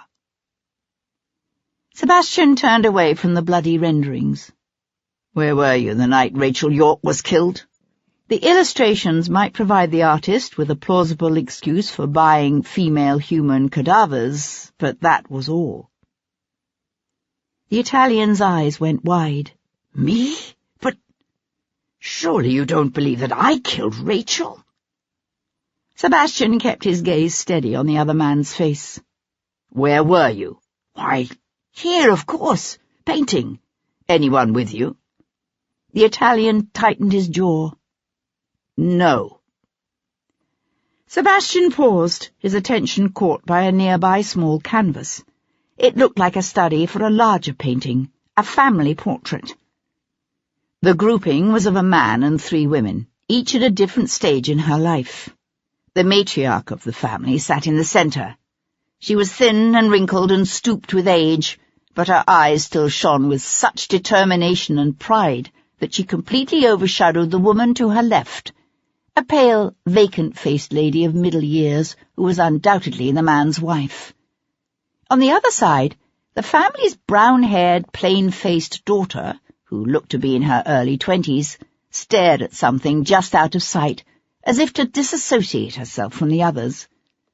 And towering above them all, his arms spread as if both to protect the women and to dominate them, stood a large, jowly man with a florid complexion and fiercely staring eyes that Sebastian recognized as Charles, Lord Jarvis. Sebastian glanced up to find the artist watching him nervously. "You're doing a portrait of Lord Jarvis's family?" "That's the study. The portrait itself was finished last spring." "When you were still painting theatrical scenery?" A muscle ticked along the side of Donatelli's jaw. Lord Jarvis is known for his generous encouragement of new artists. He's the man responsible for bringing me to the attention of the ton." Sebastian looked back at the family grouping. He was aware of a shadow of a thought flitting about the edges of his consciousness, but when he tried to reach it, it simply floated away, a pale, mocking chimera that was there and then gone. The small flintlock still in hand, Sebastian continued about the room, studying the various canvases propped against the walls, looking for something that would tie all the strange, disparate threads of Rachel's life and death together. He stopped suddenly before a haunting painting of a young girl, her wrists tied together over her head, her naked body twisted in agony, her eyes cast heavenward as if to beseech her God for mercy. As he looked closer, Sebastian realized that the girl was Rachel, only younger. Much younger. "That's Rachel York, isn't it? As a child." Giorgio Donatelli was looking not at the painting, but at him. "You're the merchant who was here on Friday. You look different, but the features are the same." His brows drew together in a troubled frown. "You asked about Rachel then, too. Why?" There were probably half a dozen things Sebastian could have said. He decided to use the truth. "Because I'm trying to find out who killed her. They say they know who did it, a viscount named Devlin. I am Devlin." Sebastian wasn't sure how he expected the other man to react.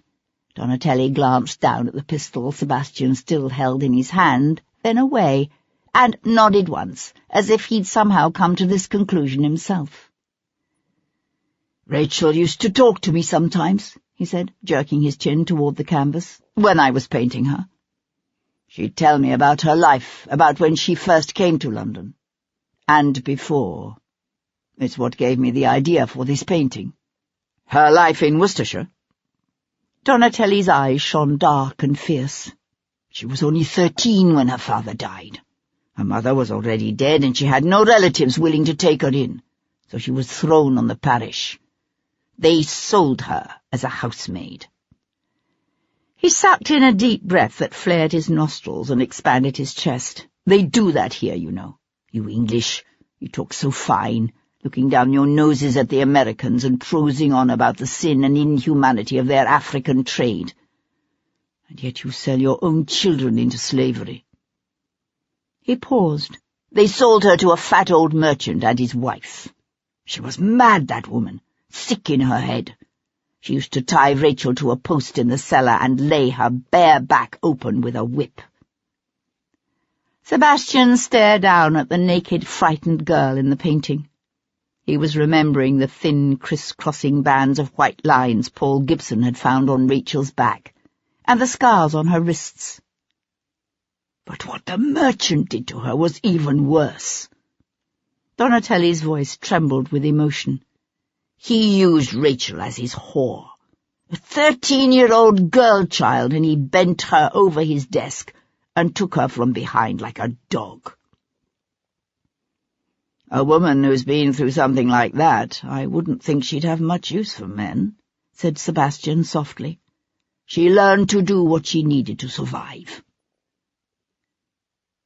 "Did you know she was planning to leave London?" Donatelli's gaze shifted away. "No, she never mentioned it." "But you knew she was with child?"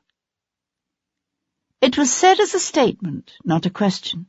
To Sebastian's surprise, Donatelli's eyes went wide, his lips parting as if on a sudden gasp of fear.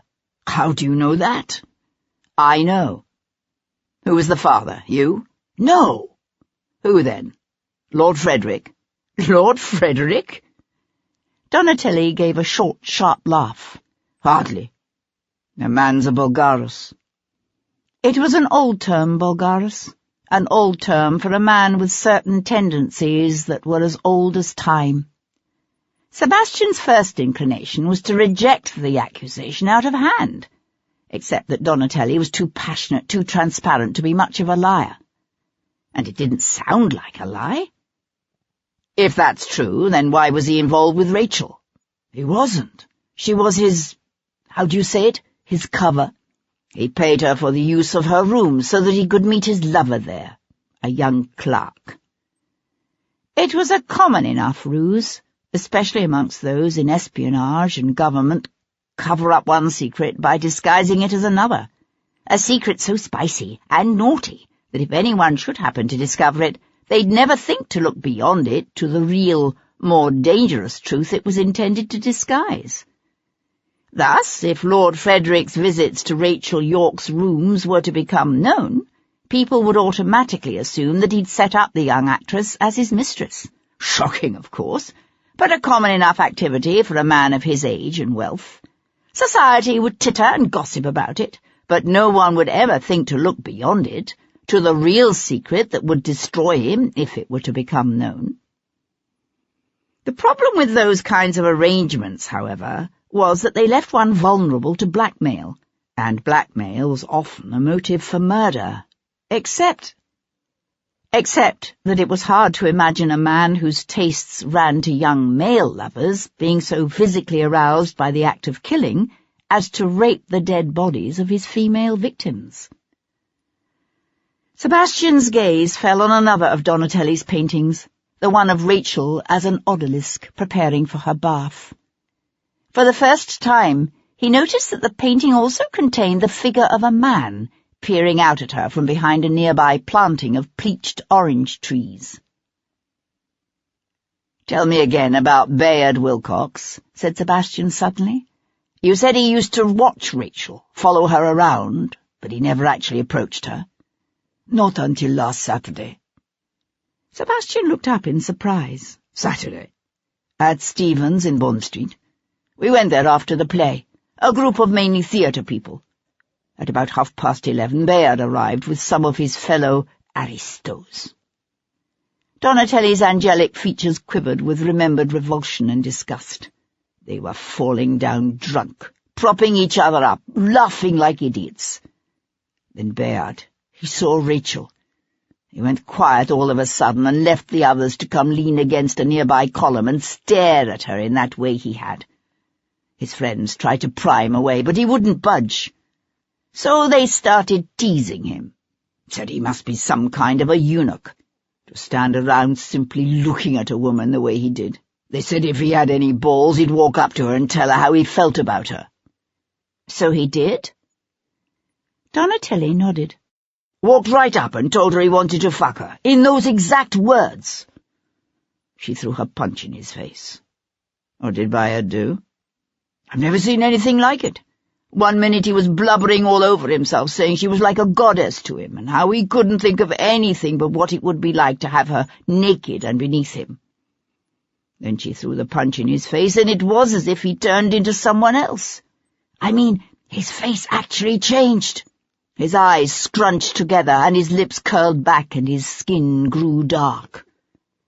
It was as if he were possessed by someone else, someone evil." Sebastian nodded. He knew what Donatelli was talking about. He'd seen that kind of a change come over Bayard even when he was a boy. "If we hadn't been there," Donatelli was saying, "I think he'd have killed her on the spot with his bare hands. We had to physically hold him back until his friends finally dragged him away.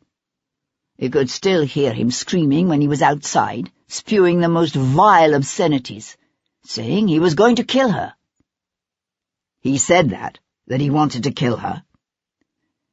Donatelli nodded, his face ashen and strained. "He said he'd rip her head off."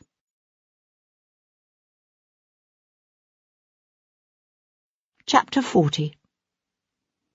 Normally, Sunday was the only day of the week when Charles, Lord Jarvis, spent any time at home. He would shepherd his mother, wife, and daughter to church in the morning, and then he'd sit down with them for a traditional English Sunday dinner before retreating to one of his clubs, or to the chambers set aside for his use in Carlton House or St. James's Palace.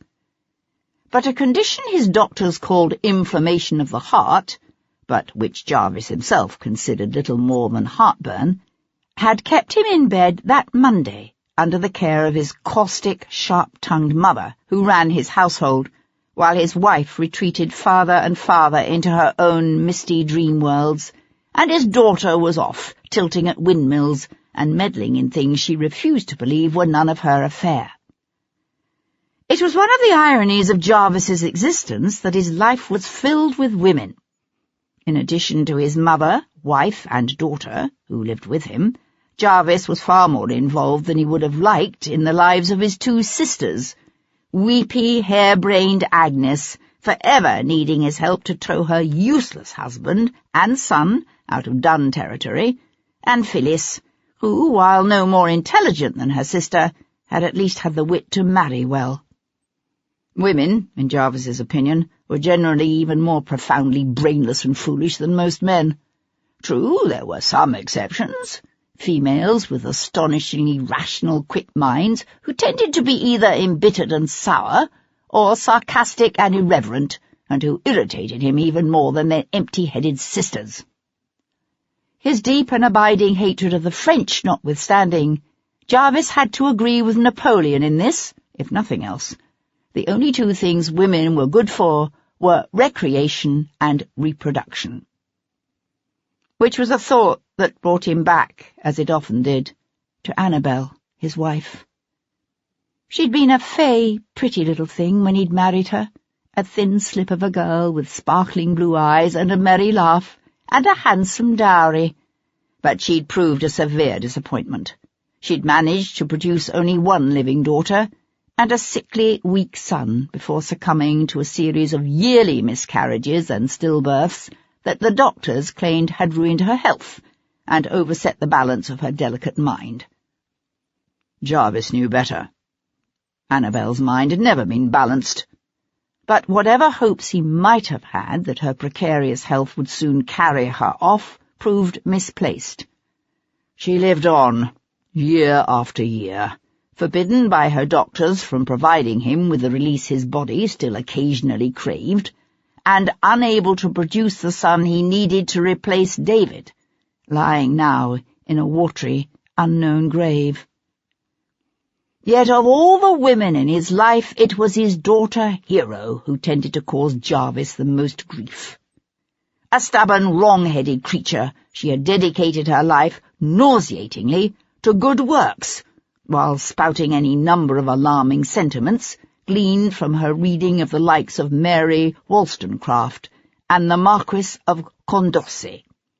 Worse, having stubbornly resisted his efforts to contract for her any number of advantageous matches, she was now nearly 25, and well on her way to becoming a spinster for life.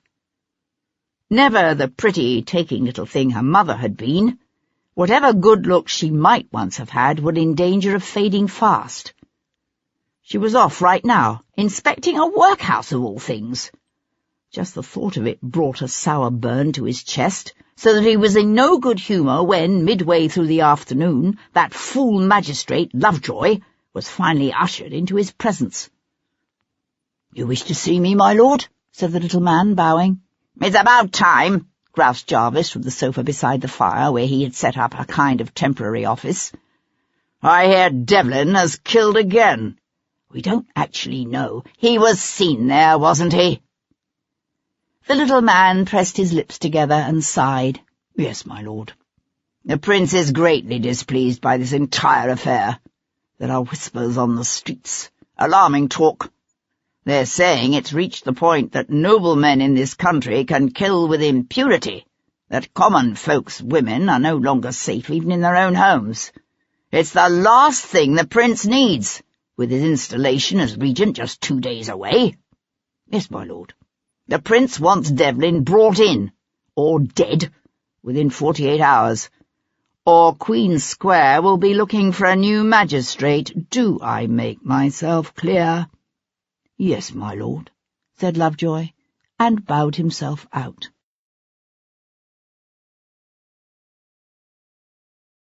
Chapter 41. It was just past noon when Sebastian reached his sister's townhouse on St. James's Square. "My lord," said Amanda's butler, his eyes widening in surprise and fear when he answered the door to Sebastian's peremptory knock.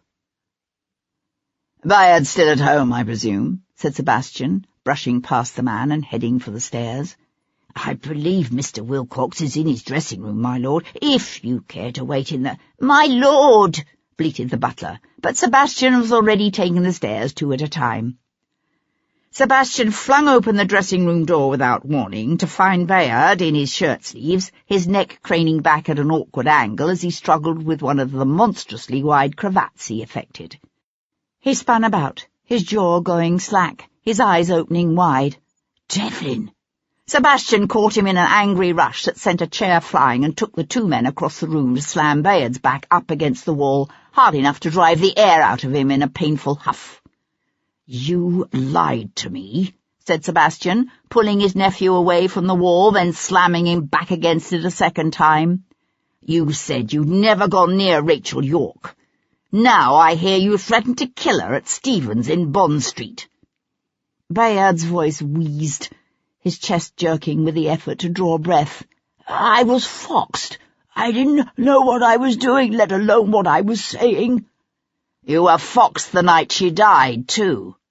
How do you know what you did then?" "I would never hurt her. I loved her." "You said you were going to rip her head off, Bayard.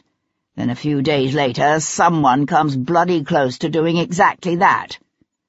"I still remember the turtles, Bayard." Bayard's mouth sagged, his eyes opening wide with horror. "Is that what happened to her? How do you know that? Oh, God, it's not true, is it?" Sebastian tightened his hold on his nephew's arms, lifting him up until his feet barely touched the floor and holding him there. "What about the other one, Bayard? Mary Grant. Why did you go after her, too?" The mystification on Bayard's face was so complete that Sebastian knew a moment of misgivings. "Other one? Who the devil is Mary Grant?" A woman's voice cut through the sudden, thick silence. "Let him go," said Amanda. "Let him go, or I swear to God, Sebastian, I'll bring the constables down on you." Sebastian swung his head to stare at his sister. She stood in the doorway, a tall, middle-aged woman with the inescapably proud bearing of an earl's daughter. She had their mother's colouring and slim, graceful stature, but enough of their father's blunt, heavy features that by the age of 40 she resembled the Earl far more than the beautiful, ethereal woman who had once been the Countess of Hendon. Sebastian hesitated, then eased his grip on Bayard's arms to let the boy slump against the wall. Bayard stayed where he was, his shoulders pressed against the panelling, his mouth slack, his breath coming hard and fast. "You knew, didn't you?" said Sebastian. "You knew he killed that girl." Bayard wiped a shaky hand across his loose, wet lips. "I didn't. Why won't you believe me?" Sebastian kept his gaze on his sister's face. "You knew, and yet you kept quiet about it. And now he's killed again." "I tell you I didn't kill her," said Bayard. "I didn't kill anyone."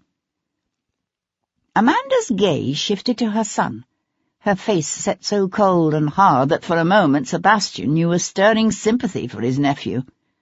She had always looked at him this way, even when he was a little boy, pathetic in his hunger for her love. "Leave us." "But I swear to you I didn't kill anyone." "Leave us now, Bayard." Bayard's throat bulged with the effort of swallowing. He hesitated a moment, his mouth working as if he were trying to say something. Then he ducked his head and pushed away from the wall, brushing past his mother in an awkward, ungainly rush from the room. Amanda watched him stumble toward the stairs, then brought her gaze back to Sebastian. "The incident in Bond Street means nothing," she said. "A boy's wild talk, that's all." "Is that all it was? You know what he's like, Amanda. You've always known, even if you didn't want to admit it. You make too much of a schoolboy's wild ways." "A schoolboy!" Amanda walked over to right the chair that had been knocked sideways in the struggle. "Know this, Sebastian. I will not allow my son to be destroyed as a result of the inconsequential death of some worthless little bit of muslin who deserved everything she was given." "My God, Amanda, we're talking about a human life." Amanda's lip curled in disdain. We don't all have such a mewling weakness for the dregs of society. One would think you'd have learned your lesson after your experience with that light-skirt who used you for such a fool 6 years ago. What was her name? Anne Boleyn? No, wait. That was another man's whore. Yours was named Don't, said Sebastian, taking a hasty step toward his sister before drawing himself up short. Don't start on Cat. Good heavens! Amanda's eyes widened with wonder as she searched her brother's face. You're still in love with her. Sebastian simply stared back at her, a faint betraying line of colour heating his cheeks. You're seeing her again, are you? She gave a shrill laugh. You never learn. What does she think is in it for her this time, I wonder? A chance to play the grieving widow at your hanging? I won't die for your son, Amanda. The amusement faded from Amanda's face. I tell you, Bayard had nothing to do with that light-skirt's death. He was with his friends until 9 o'clock when Wilcox picked him up and brought him home. He never went out again. That lie might satisfy the authorities this time. But he'll do it again, Amanda. And then what? For how long do you think you can protect him? An angry flush darkened her cheeks and deepened the sparkle of animosity in the brilliant blue eyes that were so much like their father's. Get out of my house! The sound of loud knocking, followed by excited voices, and a rough shout echoed up the stairs. Sebastian turned toward the commotion, his lips pulling back into a hard smile. You might not have called the constables my dear sister, but it appears that Bayard did.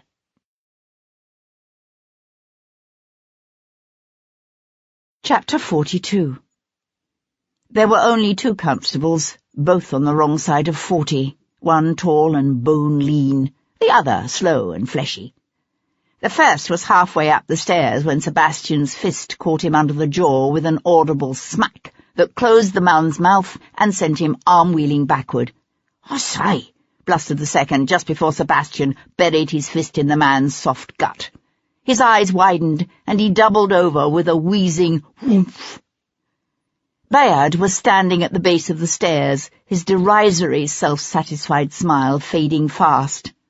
"You little bastard," said Sebastian, and punched him too, just for the bloody hell of it, on his way out the door. After that, Sebastian spent the next several hours attempting to disprove Bayard's alibi, only to discover that Bayard and his 2 companions had indeed spent the afternoon and evening of the previous Tuesday getting conspicuously and roaringly drunk at the Leather Bottle in Islington. Their subsequent arrival at Cribb's parlour, followed by their hasty departure, had been equally spectacular and memorable. In fact, the doorman distinctly remembered helping to load the insensible young gentleman into his father's carriage. He even remembered the time, for the city's church bells had begun to toll 9 o'clock, just as the carriage pulled away. Tom found Sebastian in a coffee-house near the Rose and Crown, a tankard of ale cradled in his left hand, a blood-stained handkerchief wrapped around the knuckles of his right. "What'd you do to your hand?" "I hit something." "A bone box, you mean?" Tom said with a grin, and slid onto the opposite bench, a paper-wrapped Cornish pasty clutched in one fist. "Find out something on your nevy?" Sebastian took a long, slow swallow of ale. "That he has an ironclad alibi." Tom looked up from tearing the paper off his pasty. "A what?" "An alibi. Veritable proof that he was somewhere else at the time of the crime. In this instance, passed out insensible in his father's arms." Sebastian stretched back on the bench. "My pool of suspects is rapidly diminishing. Bayard had the motive and means, but not apparently the opportunity to commit murder. Giorgio Donatelli had the opportunity, but no motive that I can see. Apart from the fact that nothing we've learned about the man suggests he's capable of such extreme violence. Lord Frederick claims he was with the Prince of Wales at the time of the killings, and while I haven't had a chance to verify that, I would assume, at any rate, that a man of his inclinations would be unlikely to indulge in our killer's particular form of necrophilia." "Necro what?" Sebastian glanced over at the boy's open, inquisitive face. "Never mind that one." "There's still the Frenchman," said Tom. He paused to take a bite of his pasty, but swallowed quickly before continuing. "And that actor, Hugh Gordon. All you got is his word for it that he was home studying his lines that night." A love affair that went bad 2 years ago seems an unlikely motive for murder. But you're right, it wouldn't hurt to look into his movements that night. Why don't you ask around, see if any of his neighbours remember seeing him that night?" Tom nodded and swallowed the last of his pasty. "I got something interesting on your Lord Frederick. He went to see a friend last night, a young friend what has rooms in Stratton Street over Marylebone way." Sebastian drained his tankard and pushed it aside. "Who is he?" "Folks around there didn't seem to know. I take it he hasn't lived there long, so I followed him this morning. And? His name is Davis, Wesley Davis. Turns out he's a clerk at the Foreign Office." It was the hour of the fashionable promenade in Hyde Park, the hour when everyone with pretensions to being anyone was careful to be seen there, walking, trotting sedately along the Row on a showy hack, or bowling up the avenue in a suitably stylish curricle, phaeton, or barouche. The weather hadn't been particularly favourable lately, but that morning's bleak sunshine had melted what was left of the snow, helped along by a stiff wind that was still blowing hard enough to keep away the stinking yellow London fog. Society's finest were out in droves, bundled up to their stiff upper lips against the cold. Sebastian kept his hat pulled low, and his scarf wrapped about his lower face, but his scruffy appearance still attracted more attention than he would have liked as he waited patiently beside the footpath, some 20 yards away from where Lord Frederick had paused to speak to a fawning matron and her blushing young daughter. He might be nearly 50, and a younger son, but Lord Frederick was still considered quite a catch for all that. His wife had, unfortunately, left most of her considerable fortune tied up in trust for their daughter, but everyone knew that the chances were more than even that the man would be made Prime Minister in just a few days' time. True, he'd shown no disposition to remarry in all the years since his wife's tragic death, but the recent marriage of his dearly loved only daughter had raised hopes in the bosoms of the metropolis's mammas, as well as among more than a few of society's more attractive widows. Surely, they realized, the need for female companionship would at long last inspire Lord Frederick to look about him for a wife, especially when one considered the pressing need for someone to play the part of his political hostess. Of course, they didn't know about the existence of one Mr. Wesley Davis of Stratton Street. Smiling smoothly, Lord Frederick extricated himself from the clutches of the two ambitious ladies, tipped his hat, bowed, and continued up the footpath. He wore buff-coloured doeskin breeches and a many-caped garrick, and carried an ivory-handled ebony walking-stick that swung idly in one hand as he headed toward Park Lane. Sebastian fell into step beside him. "I've a flintlock in me pocket big enough to blow a hole in your gut the size of a dinner plate, so don't you be getting any fancy ideas about hollering out or trying to skewer me with the fancy little sword you've got hidden in that cane of yours," Sebastian added, when the man's fist tightened around his walking-stick. Fairchild relaxed his hold on the stick's ivory handle, but his expression remained calm and defiant. "Surely you don't expect to get away with armed robbery in broad daylight in the middle of Hyde Park?" "I don't want your bongs and giggles. All I wants is for us to have a little chat. Over there." Sebastian nodded toward a wooden bench set back amongst the shrubbery, beneath that chestnut tree. Lord Frederick hesitated a moment, then stepped off the footpath into the long wet grass. "Sit down, real easy-like," said Sebastian, when Fairchild reached the bench and turned to look back expectantly. "And drop that walking-stick. That's right. Now, Kick it over here." Keeping a watchful eye on the man on the bench, Sebastian reached for the cane at his feet. The mechanism that released the ivory handle from the ebony shaft was easy enough to find. The shaft fell away with a well-oiled hiss, revealing a gleaming, two-edged blade. "Nasty little piece of work, this," he said, in his own voice and diction. Lord Frederick set his handsome, square jaw. "The streets are dangerous places these days." Sebastian laughed and loosed the scarf from about his lower face. "You've no idea how dangerous." A mingling of recognition and shock sagged the other man's face. "Oh, God! You're Devlin, aren't you?" He swallowed, a new kind of wariness narrowing his eyes, replacing the initial slackness of surprise. "What do you want from me?" "The truth would be nice, for a change." Sebastian played with the sword-stick in his hand, learning the weight of it, testing the balance. "I'll save us some time, shall I, by telling you what I already know? For instance, I know that whatever else you were doing with Rachel York, you weren't tupping her." Lord Frederick gave a sharp laugh. "Don't be absurd. What do you think I was doing in her rooms twice a week? Pleasuring a young clerk from the Foreign Office named Wesley Davis." Fairchild sat silent. He managed to keep his features composed, but the fear was there, like a shadow darkening his soft grey eyes. "It's the reason you never remarried, isn't it?" said Sebastian. "Because while you might enjoy chatting with the ladies about gardens and furniture design and the latest sonata, you've never had the least interest in taking any of them to bed." For a moment, Sebastian thought the man meant to continue denying it. Then his shoulders sagged, the skin around his eyes tightening as if in a wince, and he said softly, "Who else knows?" "That's what I'm wondering." Sebastian considered the sword.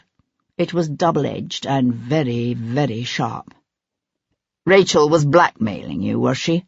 Her silence in exchange for whatever little secrets the French might be interested in getting their hands on." Fairchild's head jerked back. "What? Good God! I would never do such a thing." He sucked in a deep, angry breath that flared his nostrils. "What do you think?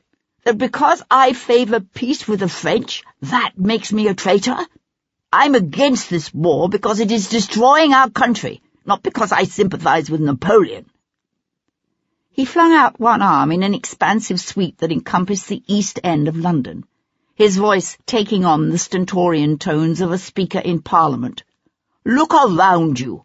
Children are dying of starvation in our streets.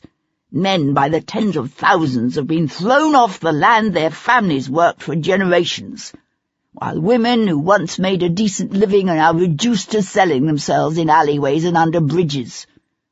The price of a pound of bread has doubled in the last 20 years, while a typical working man's wages have fallen to almost half what they once were. And for what?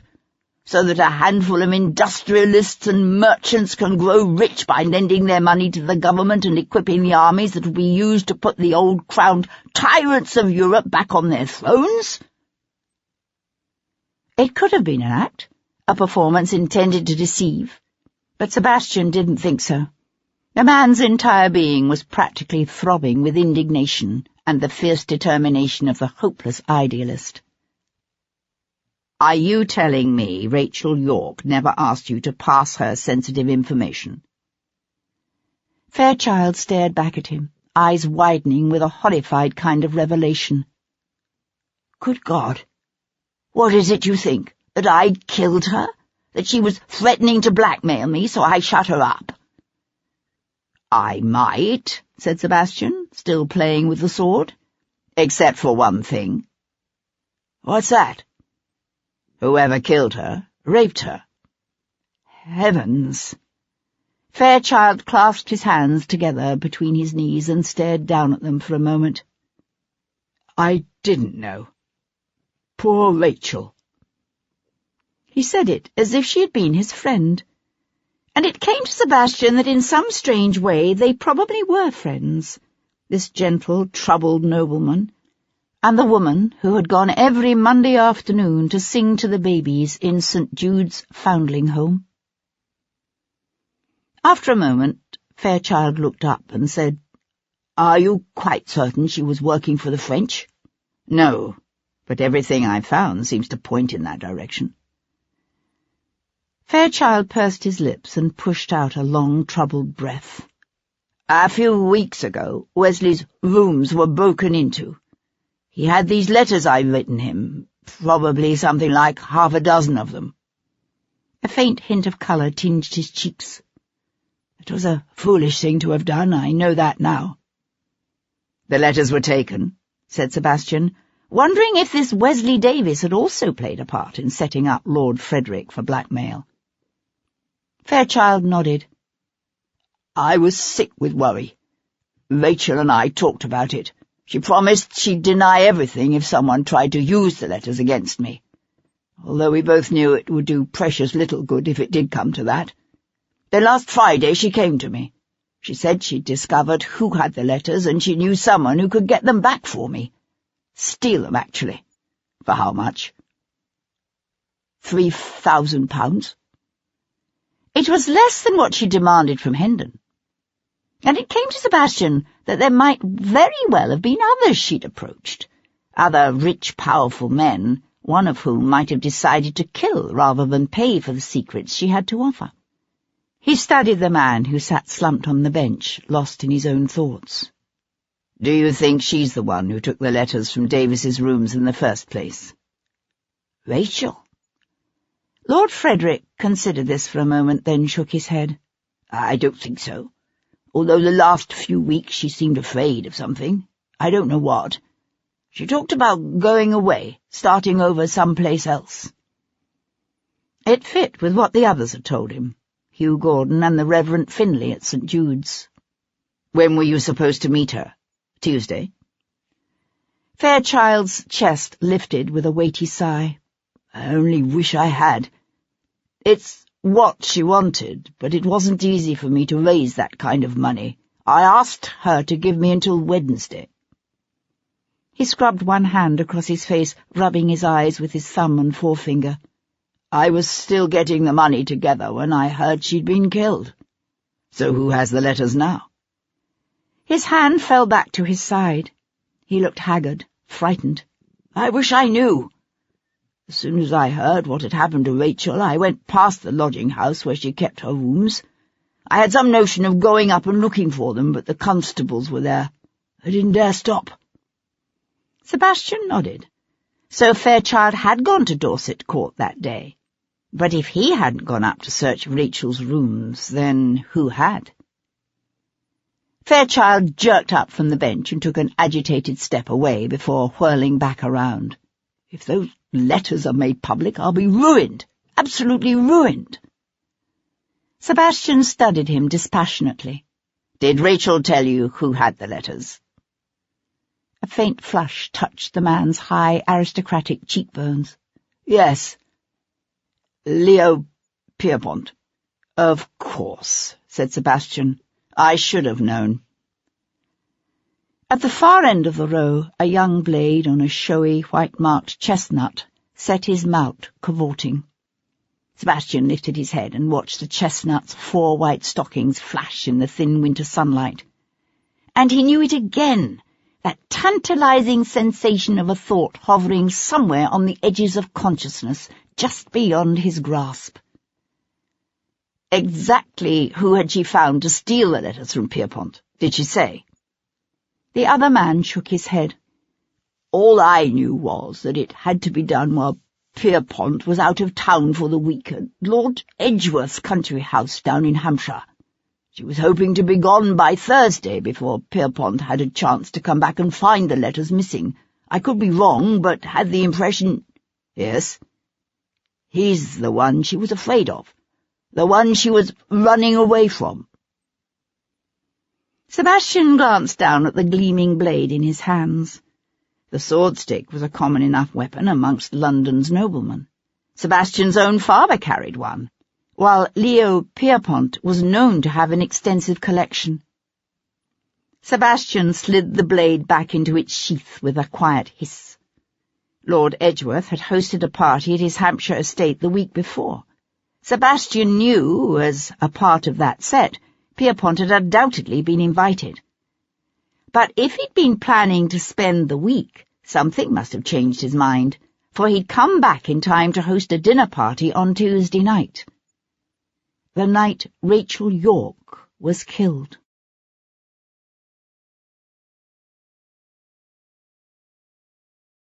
Chapter 43. Sir Henry Lovejoy sat in the empty pit of the Stein and watched Hugh Gordon, decked out as Hamlet, rehearse his climactic sword fight with a significantly overweight Laertes. The discovery of Mary Grant's ravaged body should have removed whatever lingering doubts a magistrate might have had about Lord Devlin's guilt. Lovejoy himself had interviewed their witness, Mrs. Charles Lavery, and he'd found her a solid, no-nonsense woman. If Mrs. Lavery said she'd seen Lord Devlin leaving the lodging-house, then Lovejoy was inclined to believe the man had been there. And yet the doctor who examined Mary Grant's body had given it as his opinion that she'd been killed earlier in the day, perhaps before noon.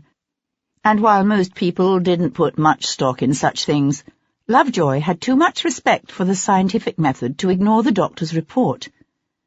Except that if Devlin hadn't killed Mary Grant, then what was he doing there at her rooms? Why was he still in London at all? Lovejoy shifted uncomfortably in his seat, remembering his interview with Charles, Lord Jarvis. If Henry's wife, Julia, was still alive, she'd tell him he was being a stubborn fool, trying to understand Sebastian sincere, rather than simply concentrating on capturing him. And Henry? He'd tell her that he was doing everything in his power to bring the Viscount in. He just needed to tie up one or two loose ends for his own satisfaction. And then Lovejoy realized what he was doing, and heaved a soft sigh. His Julia had been gone from him for almost 10 years now, but he still had these little conversations with her, imagining what she would say, what he would say in response. A thump, followed by a bustle of movement and laughing chatter, drew his attention back to the stage. The scene had ended. Still wiping his hot face with a towel, Hugh Gordon ran lightly down the steps to the pit. "You wanted to speak with me?" he said. He was smiling, but Lovejoy noticed the wariness in his dark eyes, that cautious kind of watchfulness one saw often in the face of a man confronting a magistrate. "That's right." Stiff with the cold, Lovejoy pushed to his feet. "I understand you and Rachel York were once—" He hesitated, searching for an expression that wouldn't offend his moral sensibilities.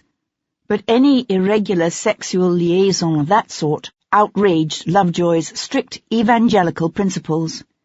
He finally settled on the word involved. Gordon's nostrils flared with a quickly indrawn breath. "Everyone knows who killed her. It's that Viscount, Lord Devlin. He did Rachel, and yesterday he got that other one over in Bloomsbury. So why are you here talking to me?" The aggressiveness of the man's tone took Lovejoy by surprise. "We've been doing some checking into your background, Mr. Gordon, and we've discovered a few things which disturbed us. Such as— Does the name Adelaide Hunt mean anything to you?" The man hesitated, his jaw clenched as he considered his response. "You obviously know it does. I haven't seen the woman in years. What's she to do with anything?" "I understand you cut her up once, quite badly. In fact, you almost killed her." "She tell you that?" Lovejoy said nothing, just looked at the man expectantly. A muscle bunched along the actor's jaw. "I was defending myself. The bloody woman came at me with a bed warmer. Did she tell you that?" "As I understand it, you flew into a rage when she attempted to break off the relationship. She wielded the bed warmer to defend herself." "No charges were ever pressed. Now, were they?" Lovejoy drew in a deep breath scented with grease paint and the faint lingering tang of orange peels. "Some men make it a habit of cutting up women who try to break off with them. I understand you were particularly angry with Rachel York when she left you for another man." A faint flush darkened the actor's lean, handsome face. So? That was almost 2 years ago now. What is it with you people? I explained all this to that other fellow. What other fellow? The one who came around a couple of times asking questions about Rachel. First he claimed to be her cousin Simon Taylor from Worcestershire. Then he said he was a Bow Street runner. What? What did this man look like? Gordon shrugged. Tall, lean, dark. Younger than he was trying to make himself look. Dressed rather scruffy. Lovejoy felt a quickening of interest verging on excitement. See, Julia, he thought, this stubborn fool is onto something after all. For the description fit almost perfectly with that of the man seen leaving Mary Grant's lodgings. The man identified by Mrs. Charles Lavery as Viscount Devlin. Edward Maitland was coming down the public office's front steps when Sir Henry Lovejoy made it back to Queen's Square. "I want you to set a couple of men to watch Hugh Gordon, both at the theatre and at home," said Lovejoy. The constable drew up in surprise.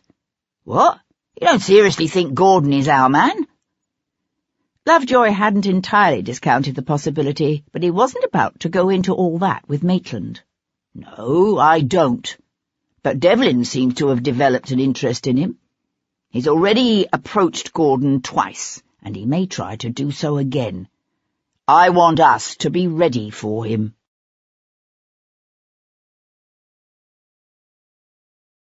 Chapter 44. That evening, Lady Amanda attended a soirée given at the home of the Duchess of Carlisle.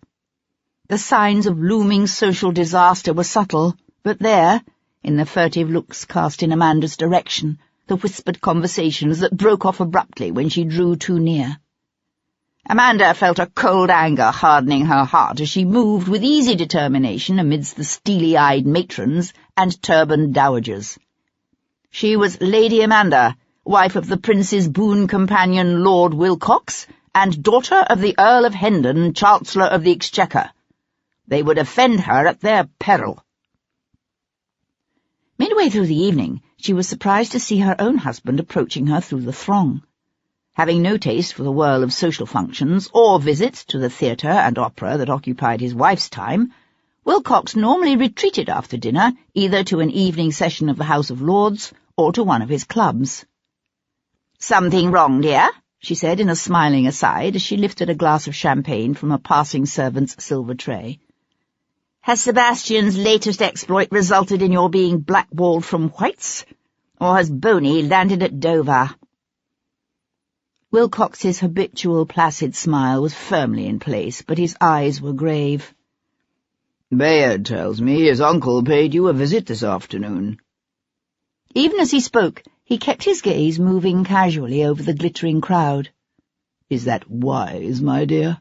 "Really, Martin, do you seriously think I had extended Devlin an invitation? Suggested he might want to hide out in the carriage house, or perhaps pose as one of our footmen?" "No, I suppose not." For one telling moment, Wilcox's smile slipped. "Where the devil is he hiding, anyway?" "He didn't happen to mention it. But unless I miss my guess, he's taken refuge with that light skirt he made such a fool of himself over when he first came down from Oxford." Wilcox swung his head to stare at her. "You can't be serious." "Oh, but I am." Amanda set aside her glass. "Ah, there's Lady Bainbridge. Do excuse me, dear." And she left him then, to make use of the information or not, as he chose. Sebastian watched Leo Pierpont rein in before the open door of his carriage house. Night came early to the streets of London in February. By 4, the mews and the gardens leading up to the house were already dark. "Gilles!" the Frenchman shouted, his voice echoing hollowly in the cold stillness. "Gilles, où es-tu?" He waited expectantly. "Charles?" Swearing to himself, he swung from the saddle to lead the tired chestnut into the stables. He lit the lamp suspended from the rafters, glanced around the softly lit area, then said, "Merde," under his breath, and reached to unbuckle his cinch. From the shadows of an empty stall at the end of the row, Sebastian waited, listening to the muttered grunts of a man unused to the task of unsaddling and grooming his own horse. The smell of warming oil mingled with the scents of hay and oats and horseflesh. In a nearby stall, one of Pierpont's carriage horses moved restlessly. Slipping the flintlock pistol from his pocket, Sebastian crept to where the Frenchman, still grumbling, crouched to run a currycomb over his chestnut's wet belly. Sebastian held out the pistol until the muzzle was scant inches from Pierpont's ear. At the sound of the hammer being pulled back, Pierpont froze. "Move very carefully, Monsieur Pierpont." Pierpont turned his head, his gaze focusing on the pistol before lifting to Sebastian's face. "Where are my groom and coachman?" "Some place where we don't need to worry about them disturbing us." The Frenchman straightened slowly. "What do you want?" "I thought I'd tell you a story." Pierpont's eyebrows lifted. "A story?" "A story." Sebastian settled back against the edge of a bale of hay, the pistol still held loosely in his hand. "It goes something like this. Once upon a time, in a place we'll call Windsor Castle, there lived a mad old king." "How original." "Yes, isn't it? Anyway, while our king slipped deeper and deeper into his own mad world, his Houses of Parliament, in nearby London town, are busy negotiating the details of a bill that will make the king's eldest son regent, meaning he will rule in his father's place." "This is fascinating." Pierpont leaned against a nearby wooden post and crossed his arms at his chest. "I do hope there is a point to it. I'm getting there." "The story has a villain, you see." A man named Napoleon. "Of course. The villain is always a Frenchman." Sebastian smiled. "Napoleon's country has been fighting a war against our old mad king for close on to 20 years. So naturally Napoleon takes an interest in these negotiations. He realizes this regency might be a good thing for France." "And how is that?" "Well, you see, the king has always aligned himself with a group of men in Parliament we'll call the Tories. Like the old king, the Tories don't like change. They think the way to keep their country strong is to keep the old institutions, such as the monarchy and the church, strong. And because they're making a tidy profit out of the war, the last thing they want is any kind of peace treaty with our villain, Napoleon." "War can be quite lucrative." "For some. But our future regent, the prince, has surrounded himself with men who adhere to another party. Let's call them the Whigs, shall we? Now, these Whigs, they tend to look to the future rather than the past. They believe that if their country is to prosper and remain strong, there must be changes. They see that while this long, costly war has made some men very, very rich, the common people of the country have suffered. Terribly. So they say, why are we fighting this war? Napoleon is over there in his country. We're over here in ours. We're the ones who declared war on him. Why don't we simply end this madness and have peace?" "Why not, indeed?" said Pierpont with a tight smile. "Now, our villain, Napoleon, he's not particularly anxious to continue this war either. He's looking forward to negotiating a peace treaty with the Whigs when they come to power. But because he's a clever man, he decides it would be a good idea to increase his bargaining position. It occurs to him that one way to do that would be to have some kind of leverage with the gentleman everyone assumes will become Prime Minister when our prince forms his new government." Sebastian paused. "Let's call this Whiggish gentleman Lord F., shall we?" The faintest hint of surprise flickered across the Frenchman's face. "Go on." "Now, Napoleon. He has a secret supporter in London town, an individual we'll call the Lion." Pierpont huffed a laugh. "Surely you can do better than that, monsieur." "Sorry. Anyway, Napoleon instructs the Lion to discover Lord F's weakness. All men have weaknesses, and it doesn't take the Lion long to discover that Lord F has a preference for handsome young men. So the Lion comes up with a plan. He lures Lord F. into an affair with a handsome young clerk in a sensitive position, let's say, the Foreign Office, shall we?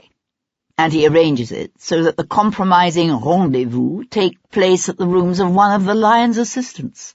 A passionate young revolutionary we'll call— Sebastian hesitated.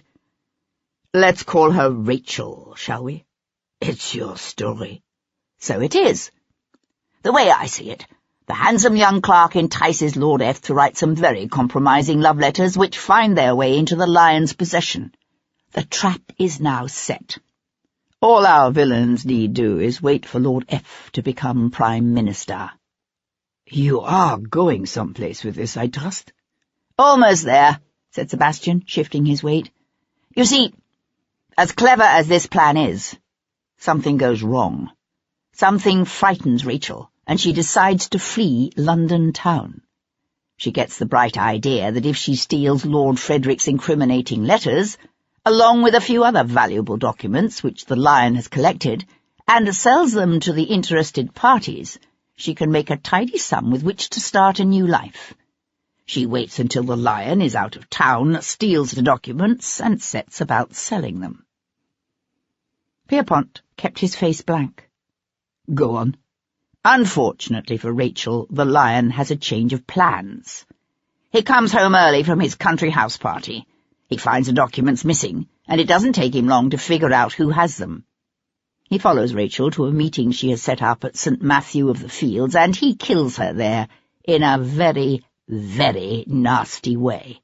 As a warning, perhaps, to his other assistants, lest they be inclined to get similar bright ideas in the future. Pierpont let his arms dangle loosely at his sides. It's an entertaining story, Monsieur le Vicomte.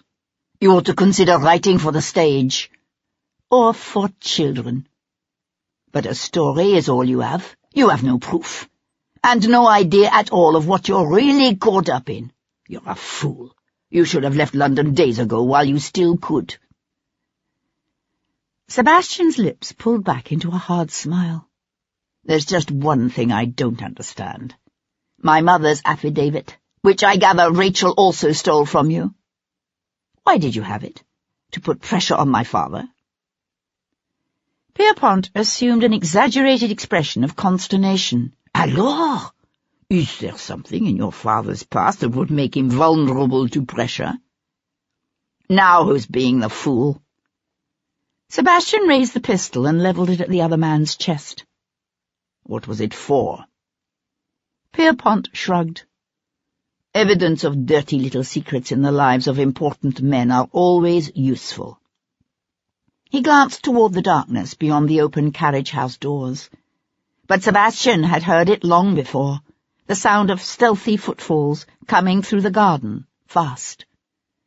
He slid off the bail, moving behind the Frenchman to catch him around the neck with one forearm and press the pistol's muzzle against his temple.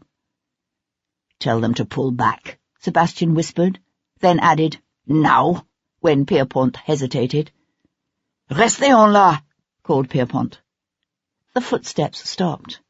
"It might be a good idea to let them know we're coming out. And don't even think of trying anything," Sebastian added, as Pierpont called out again. "You're wrong, you know," said Pierpont over his shoulder as Sebastian dragged him toward the entrance. "About what?" To his surprise, Pierpont laughed.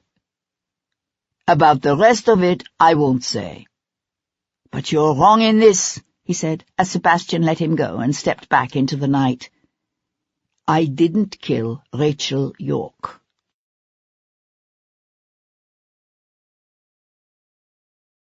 Chapter 45. A day of relative inactivity had left Jarvis feeling restless and impatient for the events to come. In less than 36 hours the Prince of Wales would be sworn in as regent. Tomorrow would be an entertaining day. Most entertaining. Some time after midnight he set aside the report he'd been reading and stretched to his feet. The house lay empty and silent around him, all the troublesome women of his life having long ago retired to their respective rooms. Making his way down to the library, he poured himself a glass of brandy, then went to unlock the upper right-hand drawer of his desk and ease it open. It wasn't often that Jarvis allowed himself the luxury of gloating, but he indulged himself now, sliding the paper out to hold it for a moment in his hands. Smiling softly to himself, he was just closing the drawer again when he heard his daughter's voice. "Is something wrong?" He looked up to find her standing in the doorway, one hand cupped around the flickering flame of her chamber stick to shield it from draughts. She was a tall woman, Hero. Too tall, in Jarvis's way of thinking, and far too thin, with narrow hips and no bosom. She had mousy brown hair she wore unstylishly long and straight, and lately she'd taken to pulling it back in a severe style more suited to some evangelical missionary than to a young lady of fashion. But she'd let it down tonight, and in the golden glow of the candlelight it struck him suddenly that his daughter might actually be passably pretty, if she'd only try. He frowned and said, "What's wrong is the way you've taken to doing your hair. You ought to wear it down more often. Get the front cut in curls, the way they're doing these days." She gave a startled trill of laughter. "I'd look ridiculous in curls, and you know it. And I wasn't talking about me." Her smile faded into a look of concern. "Are you certain you're all right?" Jarvis had been blessed with a particularly winning smile. He'd learned long ago to use it to reward and cajole and mislead. He used it now and saw the lines of worry on his daughter's face ease as she smiled back at him. "I'm fine, child," he said, and turned the lock on the desk drawer.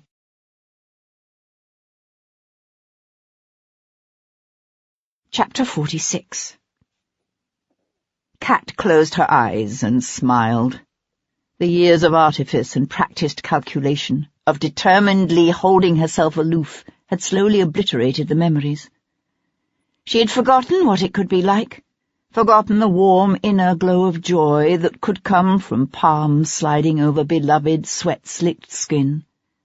Forgotten, too, the stomach-clenching thrill of seeing familiar dark shoulders rise above her, the breath-catching delight of strong fingers capturing her hand to hold her a willing prisoner while soft lips went a-roving. She'd forgotten that beyond mere physical sensation and release, far beyond it, lay rapture and a union so spiritual in essence as to reach the sublime.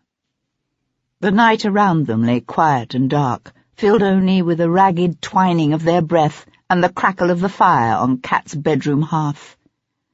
Hands trembling, she clutched Sebastian's tensing body to her, her legs tightening around his waist as she felt the shudders start to rip through him, heard him say her name in a tortured cry, felt his body pulsing so deep within her own.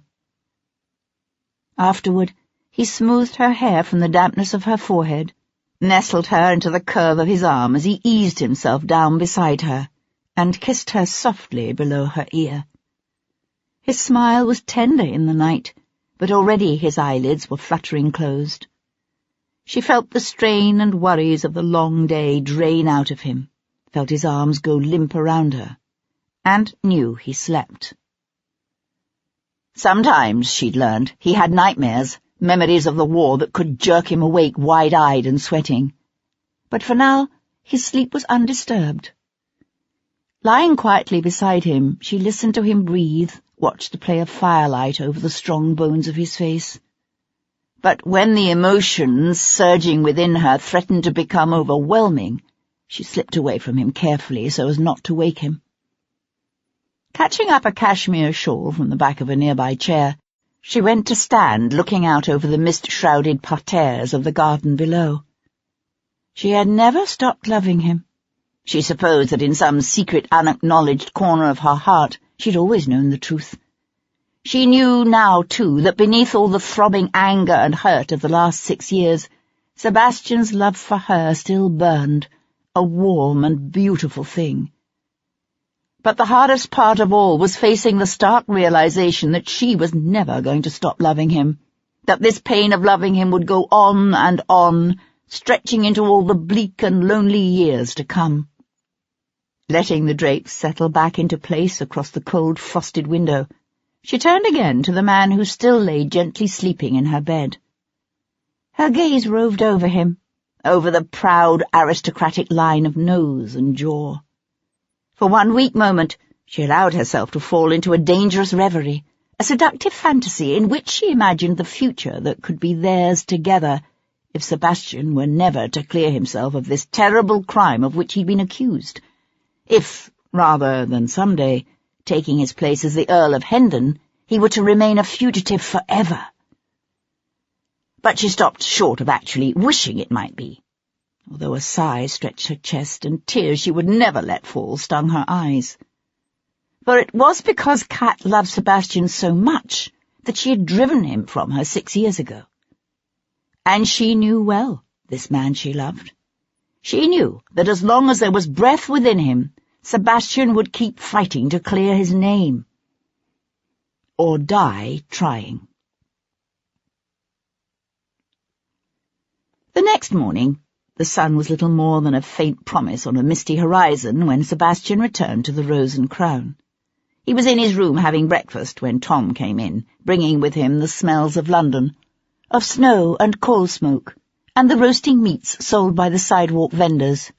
"Cool, it's colder than a witch's tit out there," he said, stomping his feet and blowing on his stiff red hands before holding them out to Sebastian's fire.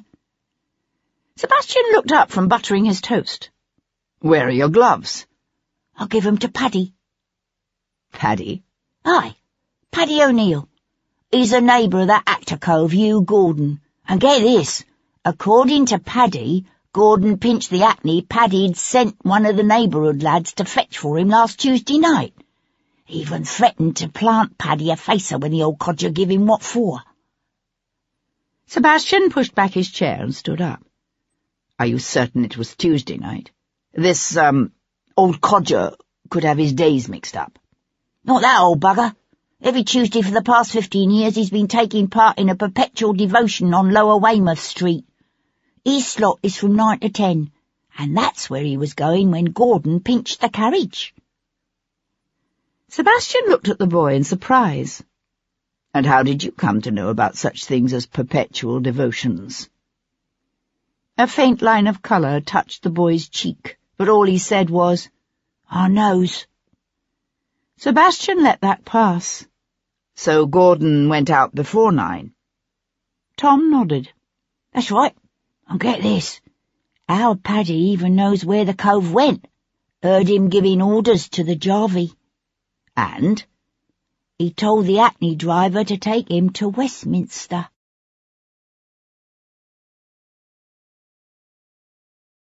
Chapter 47. Kat was in her dressing room attending to her correspondence some hours after Sebastian had left, when her flustered maid showed Leo Pierpont to the room. Kat looked up from her writing desk in surprise. "Is this wise, Leo?" Pierpont tossed his hat onto a nearby table and went to stand before a window overlooking the street. "He was here last night, was he?" "Sebastian, you mean?"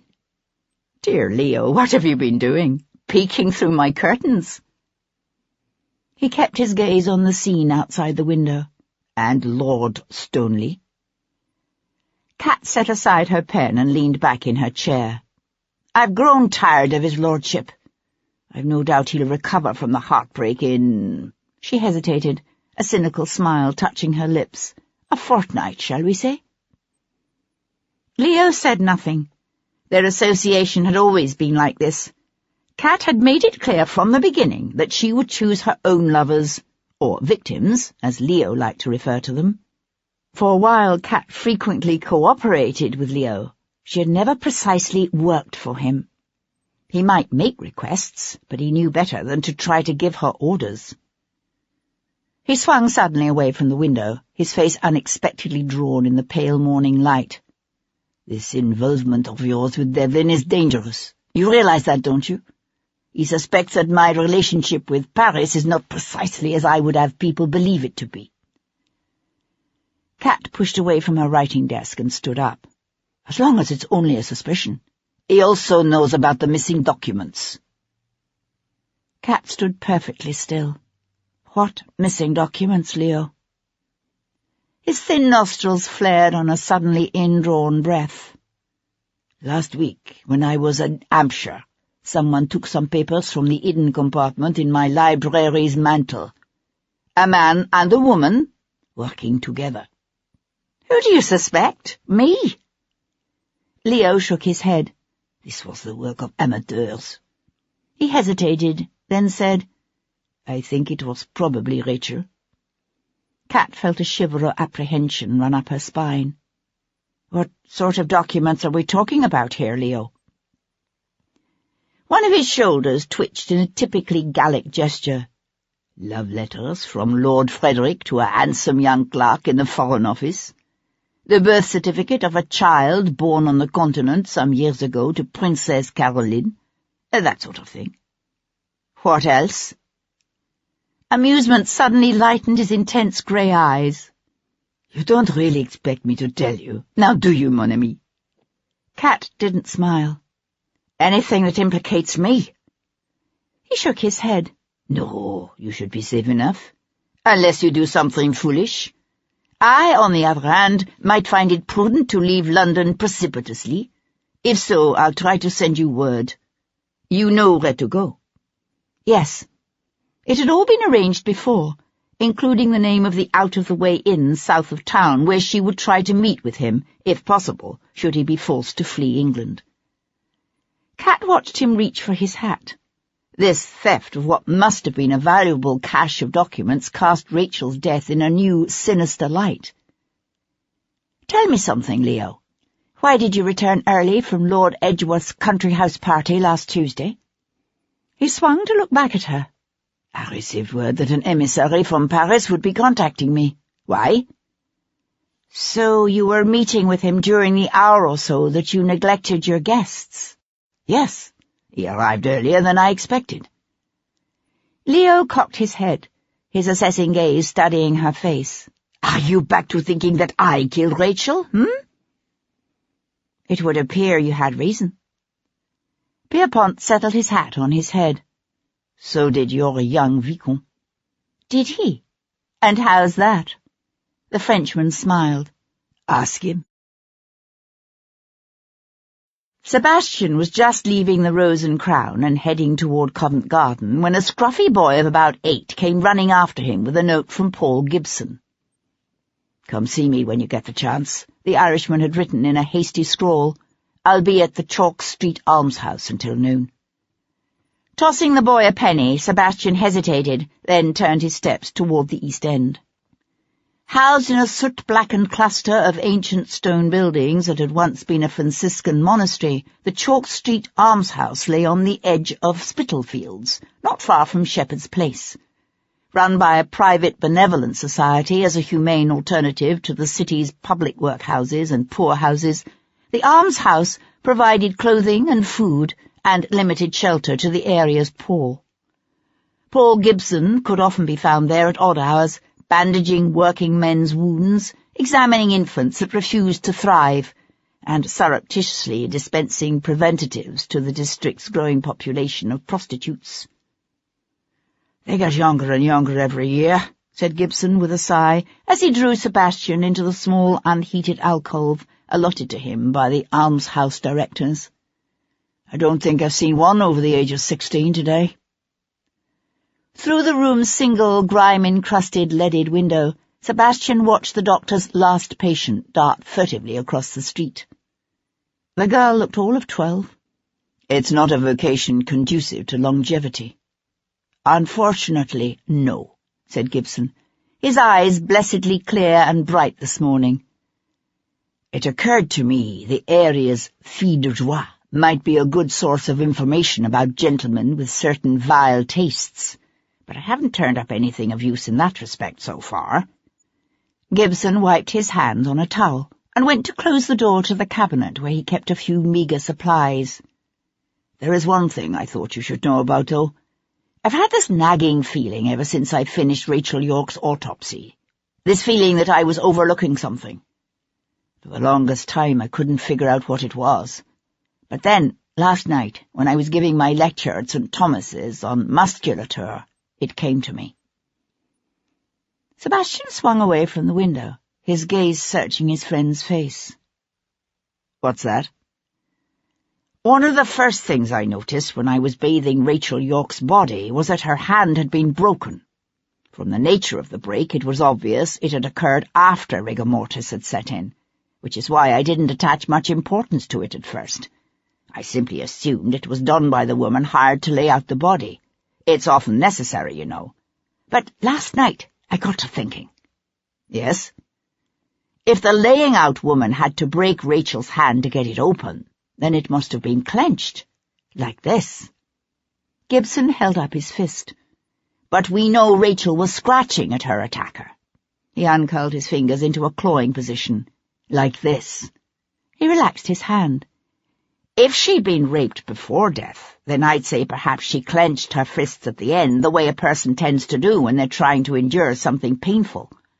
But we know that's not the case. So what are you saying? That she died clasping something in her hand? Gibson nodded. I suspect so.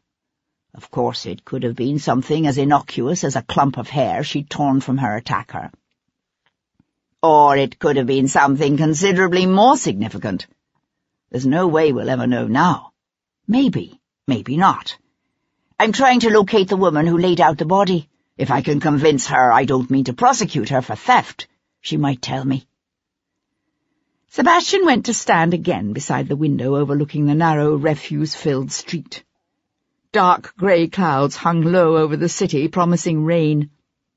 After a moment, the Irishman came to stand beside him, his gaze, like Sebastian's, on the lowering sky. "Have you given any more thought to taking a little vacation in America?" Sebastian gave a soft laugh. "I'm not likely to have much luck finding Rachel York's killer in some place like Baltimore or Philadelphia now, am I? It's not Rachel York I'm thinking about. She's dead. It's Sebastian Sincere who's worrying me." Sebastian shook his head. "I can't leave, Paul. There's more involved in this than I realized at first. Far more." Paul Gibson perched on a nearby stool while Sebastian outlined Rachel's involvement with Leo Pierpont. "So what do you think?" said the Irishman when Sebastian had finished, "that Pierpont found out she'd taken the papers from him and killed her. Either him, or one of the men against whom the French were collecting damaging information. I doubt Lord Frederick and my father are the only men Rachel approached. Any one of them could have killed her." The doctor nodded. "She was involved in dark doings, that girl. Dark doings with dangerous men. I suspect the pages torn from her appointment book are linked to Lord Frederick and Pierpont. But I'm beginning to wonder if I'm ever going to know for sure." He blew out a harsh breath. "It's even possible Pierpont's documents have nothing to do with her death at all, beyond explaining why she was at that church so late at night." Gibson studied him through narrowed eyes. "You found something else, have you?" Sebastian met his friend's gaze and nodded. "My nephew, Bayard. He seems to have been infatuated with the woman. Followed her everywhere. A common enough occurrence, surely, when one is dealing with beautiful actresses and opera dancers and callow young men newly on the town." "Perhaps. Except the Saturday before Rachel died, Bayard flew into a rage at Stevens and threatened to kill her. Said he was going to rip her head off. Ah, not so common. Is he capable of such a thing, do you think?" "I never liked him as a child. He could be cruel. Vicious, even." Sebastian let his voice trail off. "Yet it doesn't seem possible that he could have done it, given that he spent the evening in a very public display of riotous excess before passing out in front of Cribb's parlour. His own father took him home." Gibson sat silent for a moment, lost in thought. "No, it doesn't seem possible, does it? And there's that other woman, Mary Grant. Why would Bayard track her down and kill her?" Sebastian shook his head. "No reason I can think of. Although, for that matter, the same could be said of Hugh Gordon. Rachel owed him money, and he's badly dipped enough that he might well have killed her in a fit of temper if she refused to pay. But why the maid? It doesn't make any sense. Unless—" Sebastian broke off suddenly. "Unless what?" Sebastian sat forward suddenly. Unless Gordon hunted Mary Grant down because he was looking for the papers Rachel had taken. Think about it. Gordon knew Rachel was involved with Pierpont and the French. What if he also knew she'd stolen the documents and was planning to sell them? He might well have decided to get his hands on them and sell them himself. And where does Mr. Gordon say he was last Tuesday night? Sebastian pushed away from the stool. He says he was at home studying his lines. But according to a cranky old Irishman named Paddy O'Neill, Gordon went off in a hackney just before 9 o'clock. Any idea where he went? Sebastian smiled. Westminster.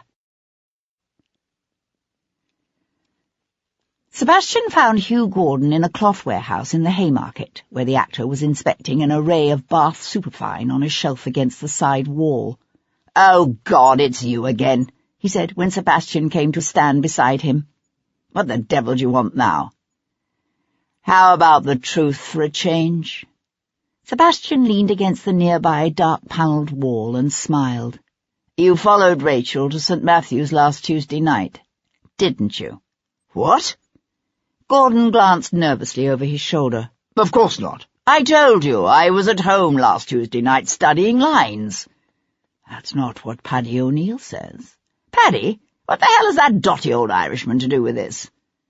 "He says you pinched the hackney he'd called that night and took it to Westminster." "He's lying." "Is he?" "You needed money. Lots of money. More even than Rachel owed you. I think you found out about the documents Rachel took from Pierpont and came up with the bright idea of scaring her into giving them to you." "Only she refused." Sebastian leaned in close and lowered his voice. "That's when you grabbed her, wasn't it? Maybe even gave her a shake, just like you used to do. Only this time Rachel fought back, tried to claw your eyes out, so you backhanded her." "This is crazy," Gordon began. "Across the face," continued Sebastian without pause. "And when she came at you again, you pulled the blade from your walking stick and slit her throat. And then, because fighting with women always makes you hard, you raped her." "What?" The word came out in a low-voiced explosion of shock. "What are you saying? That Rachel was raped after she was killed?" "That's right," said Sebastian. "I suppose it takes something out of a man, giving in to that kind of bloodlust and passion. Maybe that's why it wasn't until the next day that you finally made it around to Rachel's rooms, hoping to find the papers there. Only her maid had cleaned the place out by then, hadn't she? So you had to track her down. And when you found her, you killed her too. Why, I wonder? Because she didn't want to let you take the papers? Or was it because by then you'd realized you'd acquired a taste for dead women?" Gordon's Adam's apple moved painfully up and down as he swallowed hard. "I swear to God it's not what you think." Sebastian pushed away from the wall, his hands hanging loose at his sides. Gordon took a quick step back and licked dry lips with a nervous dart of his tongue. "You're right. I did go to Westminster that night. But I wasn't anywhere near St. Matthew's." He hesitated, then said in a rush, "There's this woman. Her family wouldn't approve if they knew she was seeing me. So we meet at an inn, a place near the Abbey. Three Feathers, it's called. We were there half the night. You can check with the innkeeper if you want." Sebastian nodded. It would be easy enough, as the man said, to check. A flicker of movement in the street drew Sebastian's attention to the shop's bowed front window. It had begun to rain, a fine mist slowly turning the pavement dark and wet. He glanced back at the actor. Hugh Gordon, too, was watching the street. Sebastian studied the man's suddenly heightened colour. It occurred to him that while Gordon had expressed shock at the idea that Rachel had been raped after death, he had shown no surprise when Sebastian mentioned the documents taken from Pierpont. "And yet you did know about the papers Rachel took from Pierpont." Gordon jerked. "All right, yes, I did know. Rachel let it slip when I was pressing her for the money, but I swear to God I didn't kill her." Sebastian shifted so that the actor was between him and the shop's front door. Who else knew Rachel had those papers? I don't know. How could I? Why don't you ask her lover? The actor's lower lip protruded in a pronounced sneer. He ought to know. After all, he helped her steal them. A man hovered just outside the shop door. He had his head turned so that Sebastian could see little of his face. But there was something familiar about the set of his shoulders, the angle of his jaw. Her lover, said Sebastian sharply. Who? What's the man's name? Donatelli. Giorgio Donatelli, said the actor, just as Edward Maitland, followed by another constable, came hurtling through the shop's front door.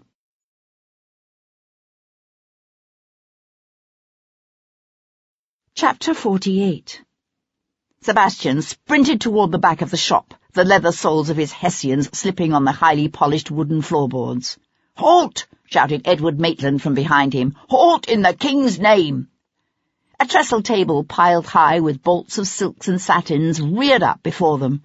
Sebastian careened into it, the board flying from its trestles to knock both constables off their feet behind him. "Stop him!" shouted Maitland, scrambling up onto his hands and knees in a shimmering sea of unfurling cloth.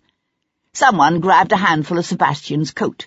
Twisting around, Sebastian heaved a small case of notions into the ponderous gut of a middle-aged, red-faced man whose mouth opened, bleating air. He let go Sebastian's coat. He could see the rear door through a workshop at the back.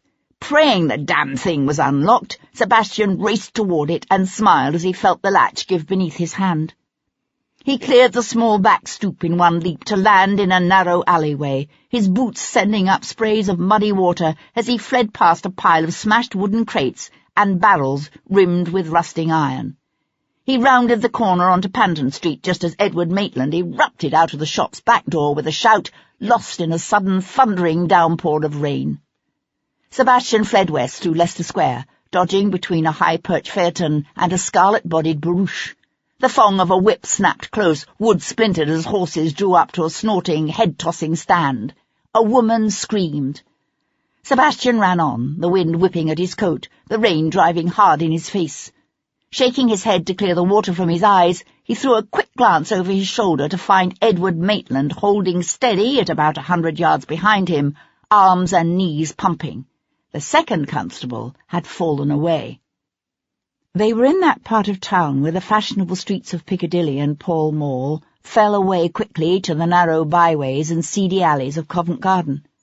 The paving beneath Sebastian's boots grew rough, the streets increasingly crowded. A huddle of ragged urchins cheered as Maitland slipped on a pile of manure and almost went down. An old woman in a tattered shawl called out, "God save you, young man," as Sebastian sprinted past.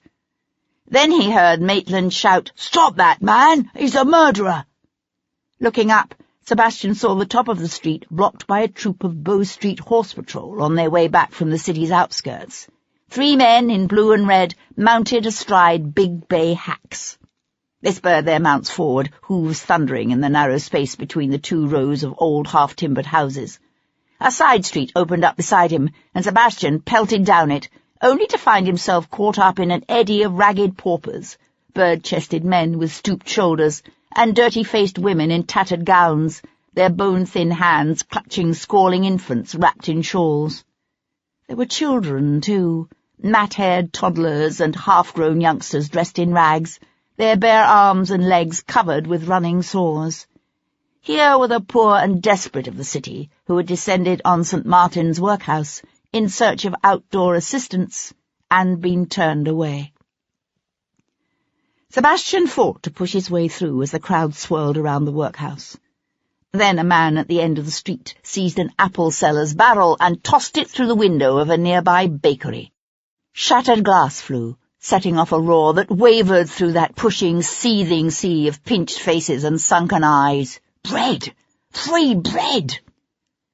The mob surged forward, a starving tide that swelled around Sebastian, carrying him into Fleming's Row. And there, at the top of the row, stood Edward Maitland. The 3 riders in the familiar blue and red of the Bow Street Horse Patrol ranged behind him. The horses stood with feet braced, heads jerking, nostrils flaring, as the Bow Street men held their mounts steady, forming a virtual sieve of horseflesh through which the crowd streamed, surging ever forward, carrying Sebastian with them. Twisting around, Sebastian fought to turn back, but the momentum of the mob was too great. He could see the flush of triumph in Maitland's fair, handsome face, the wild exultation in his eyes as he and the Bow Street men simply waited for the crowd to drag Sebastian to them. He was reminded of the riptide in the cove where he often swam as a boy. It could be a deadly thing, that cold tide, pulling the unwary inexorably out to sea. They'd learned early, he and his brothers, that the only way to fight the tide was to go with it. And so Sebastian quit fighting now, and simply allowed the mob to take him, only using his height and weight to inch his way deliberately to one side, first to the curb, then up onto the narrow footpath fronting the row of houses opposite St. Martin's. Once the houses here had been grand, of 3 and more stories, but they had long since deteriorated into poor lodging-houses, their sagging gutters sluicing rainwater, their broken windows stuffed with rags, their street doors either unlatched or missing entirely. He was careful to keep his gaze fixed on the men at the top of the street, lest some furtive glance betray his intent. And so Sebastian knew the instant it dawned upon Maitland what was about to happen. With a quickly shouted warning to the Bow Street men, Maitland started forward just as Sebastian ducked through the dark doorway that opened up beside him. He found himself in a dimly lit hall, stinking of urine and damp and rot. Once the walls had been covered in figured scarlet silk, which now hung in curling brown tatters from stained plaster fallen away in great patches to show the bare wood of the lath beneath. In an open doorway on his left stood a dark-haired little girl of about 5, holding what looked like a newborn baby. The room behind her was empty. She just stood there, silent and wide-eyed, and watched as Sebastian sprinted down the hall, past the broken banisters and bare, sagging steps of what had once been a grand, sweeping staircase. The back door stood half ajar, and Sebastian slammed through it on a run. Leaping off the broken stoop, he crossed a small yard bordered on 2 sides by looming high brick walls, and strewn with broken tiles and staved-in barrels and moulding, stinking piles of refuse. What had once been a coach-house lay at the bottom of the yard, but when Sebastian pushed against its iron-bound oak door, he found it locked. "Bloody hell!" he swore, pounding one fist against the stout panels. From the street on the far side of the house came shouts and the sudden insistent ringing of the alarm bell. "Bloody hell!" he said again, swinging around, his shoulders pressing back against the door. Beside him, a set of outside steps curled up to the loft. Pushing off, he bolted up the stairs. The hutch door at the top was locked too. Sebastian kicked out once, twice. Wood splintered beneath his boot, and the door swung inward on creaking hinges. The loft was a crudely partitioned space. He crossed the room. Mouldering piles of old hay crunched beneath his boots, and sent up dust clouds to dance in the dim shaft of light filtering through the grime and cobweb-choked casement opposite. Throwing open the window, Sebastian swung first one leg, then the other over the sill, and eased himself through the narrow space. The rain was coming down harder again, striking his bare face with cold, needle-like stabs. Lowering the weight of his body on his stretched arms, Sebastian sucked in a deep breath and let himself drop. He hit the slimy pavement below in a roll and came up at a run, his feet slipping and sliding on a sour-smelling sludge of rotten cabbage leaves and old straw and unidentifiable muck. Ahead, the broken arch of the old mews opened up onto a side lane, the crowd thin enough here that he could push his way through, heading away from the workhouse and Maitland and the Bow Street Horse Patrol. From somewhere behind him came a shout, then another, and the renewed ringing of the alarm bell. Sebastian ducked his head against the rain and walked on, just another ragged, wet, grime-smeared man, unremarkable, except for his height and the lean good health of his frame.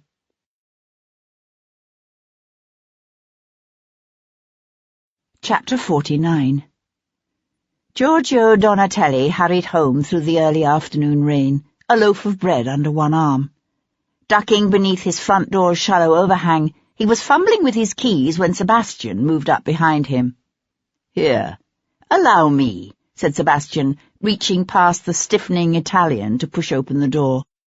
"Mother of God," whispered Donatelli, his face paling as the bread started to slip from his grasp. "Not you again." Sebastian caught the bread just before it hit the stoop and gave the artist a wide smile. "Let's have a little chat, shall we?" "You didn't tell me you and Rachel were lovers," said Sebastian. Donatelli sat in a worn tapestry-covered armchair beside the parlour fire, his elbows on his knees, his dark curly head sunk into his hands. He lifted his head slowly, his jaw hardening. "I know this country of yours, the way you English are about foreigners." Sebastian stood on the far side of the room, his shoulders against the wall, his arms crossed at his chest. He knew his nation, too, knew its arrogance and its fears and its willingness to blame anyone foreign without due process or anything even vaguely approaching rational thought. Donatelli was right. If the authorities had known the Italian was Rachel's lover, it would have been Donatelli they'd have moved to arrest, however much the evidence might have pointed to Sebastian. "I've heard Rachel was planning to leave London," said Sebastian. "Did you know?" Donatelli surged to his feet, his dark eyes flashing. "What are you suggesting? That she was planning to leave me? That I flew into a jealous rage when I found out and killed her? Mother of God, of course I knew. She was carrying my baby."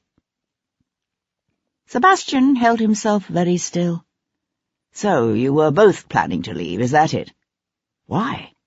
After years of struggling, you're finally being offered more commissions than you can handle, while Rachel had a promising career ahead of her on the London stage. Why would either of you want to throw all that away?" Donatelli went to stand beside the hearth, one hand resting on the mantel, his gaze on the fire. After a moment, he let his breath out in a long sigh, and it was as if he let go all his rage with it. "We were going to Italy, to Rome. Rachel was afraid of something, I don't know what. She wouldn't tell me what it was. She said it was better I didn't know." "But you knew she was passing whatever information she picked up from her lovers to the French, via Pierpont?" Donatelli nodded, his lip curling in disdain. "It's amazing the things men will let slip in an effort to impress a beautiful woman." Sebastian studied the other man's strong profile. He wondered at the sanguinity with which the painter could discuss the woman he loved flirting with other men, perhaps even coaxing them into her bed in her quest for information. "Did you know she stole a collection of documents from Pierpont?" Donatelli nodded, his gaze still fixed on the glowing coals. "God forgive me, I even helped her. Last Sunday, while Pierpont was in the country, I distracted the butler while she slipped into Pierpont's library. She knew right where he kept them, in a secret compartment in the mantelpiece. He'd had just such a hiding place contrived for her, you see, in her rooms in Dorset Court." "Exactly how many documents did she take?"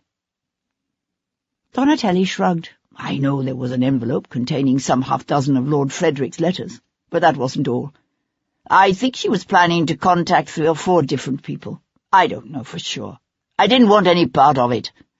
I told her it was dangerous what she was doing, that it was like blackmail. But she said it wasn't, that the people she was selling those papers to would be glad to get them." His voice trailed away into a tortured whisper. "I was afraid something like this would happen." "And yet you went looking for the papers yourself when you knew she was dead," said Sebastian. He was remembering what Kat had told him about the young man who'd searched Rachel's rooms the morning after her death. The young man with a key. Donatelli glanced around, dark colour staining his high cheekbones. "I was afraid that whoever had killed Rachel would come after me, too. I thought maybe if I had the documents, if I could give them to him." "Give them to whom?" said Sebastian sharply. "Pierpont? Do you think he knew it was Rachel who took the papers from his house? Perhaps. I wouldn't be surprised if he'd noticed something was wrong these last few weeks. She wasn't herself. Because of what she was doing for Pierpont? I don't think so. She was proud of what she did, of the part she was playing in the fight to bring republicanism and social justice to this country. But then... Then what? I don't know. It was as if someone was making her do something she didn't want to do, something that frightened her. When she found out about the baby... His voice broke, and he had to swallow. She decided we needed to leave. That's when she came up with the idea of taking the documents from Pierpont and selling them, so we'd have money to start over in Rome. Do you think someone discovered she was passing secrets to the French? Donatelli swung away from the fireplace, his clenched hands coming up to press against his lips. I'm not sure. Perhaps it might have had something to do with that wig, the one they were saying would be named Prime Minister when the Prince becomes Regent tomorrow. You mean Lord Frederick? Yes, that's the one, said Donatelli. Lord Frederick Fairchild. Pierpont was using Rachel in a scheme to try to control him. He let his hands fall to his sides. You have heard, haven't you, about Pierpont? Sebastian shook his head, aware of a deep tremor of disquiet. What about Pierpont? The government has moved against him. He's been denounced as a spy, his house raided. Sebastian shoved away from the wall. And Pierpont himself? Is he under arrest? No. Either he's very lucky or someone warned him in advance because he fled. They say he's already left London. Donatelli's lips twisted into a wry smile. It's ironic, isn't it? All that scheming to entrap a man who won't even be Prime Minister. What? What do you mean? You are very poorly informed, are you not? It was announced this morning. The Prince has decided not to ask the Whigs to form a government. The Tories will remain in power.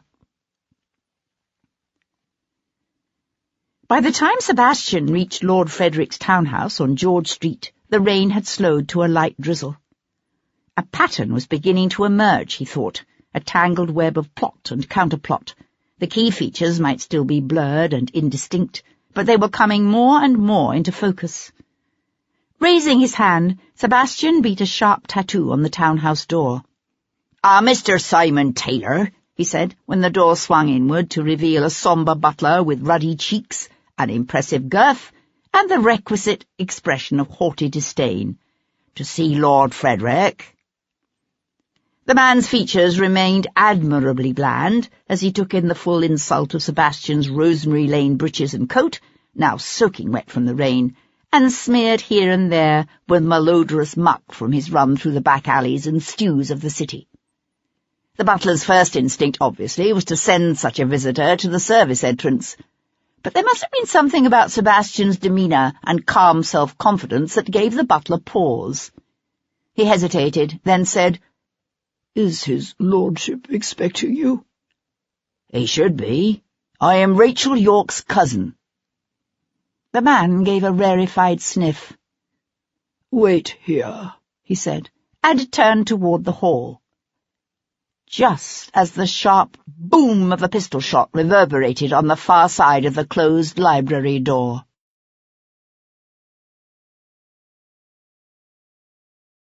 Chapter 50. Sir Henry Lovejoy was at his desk, dozing lightly after a pleasant meal of steak and kidney pie at the corner tavern, when he was jerked awake by his clerk's apologetic hiss. "Sir Henry," said Collins, his bald head appearing around the door frame, "there's a lady here to see you, a lady who refuses to give her name." Lovejoy could see her now, a delicately built young woman, fashionably dressed in a redingote of soft blue, with a matching, heavily veiled round hat. She waited until the clerk had reluctantly withdrawn, then lifted her veil to reveal the pale, troubled features of Melanie Talbot. "Mrs. Talbot!" Lovejoy pushed hastily to his feet. You need not have put yourself to the trouble of coming here. If you'd sent a message—" "No," she said, with more force than he would have expected. She looked fragile, this woman, with her fine bone structure and slight frame and sad eyes, but she was not. "I've waited too long as it is. I should have told the truth from the very beginning." She sucked in a deep breath, then said in a rush, "Devlin was with me the night that girl was killed?"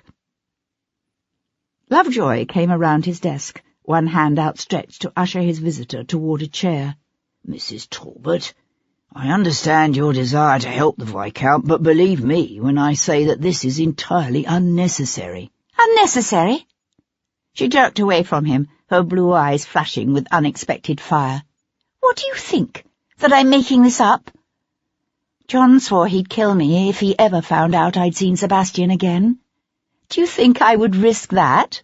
For a lie?" Lovejoy stopped, his hand falling to his side, all the old doubts about this case blooming anew within him. "What are you saying? That you met Lord Devlin last Tuesday evening despite your husband's prohibition?" She went to stand before the window overlooking the square. "John told me about the duel, bragged about it, about how he was going to kill Sebastian." "So you, what, thought to warn his lordship that your husband intended to shoot to kill? Surely his lordship was aware of that." She shook her head, her lips curling up unexpectedly into a wry smile. "John could never have bested Sebastian. I went to Sebastian to secure his promise that he would not kill my husband."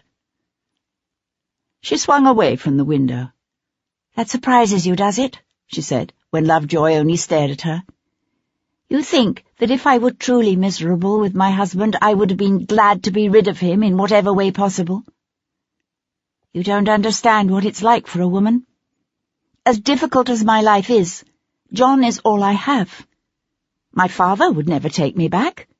If anything happens to my husband, I'll be left destitute. On the streets. I couldn't face that." "Where did you meet with Lord Devlin?" "In a quiet corner of the park. I don't think anyone saw us. I swear all we did was talk. But even if John could be brought to believe that, it wouldn't matter. Her voice cracked, and she broke off. Lovejoy watched her slim throat work as she swallowed.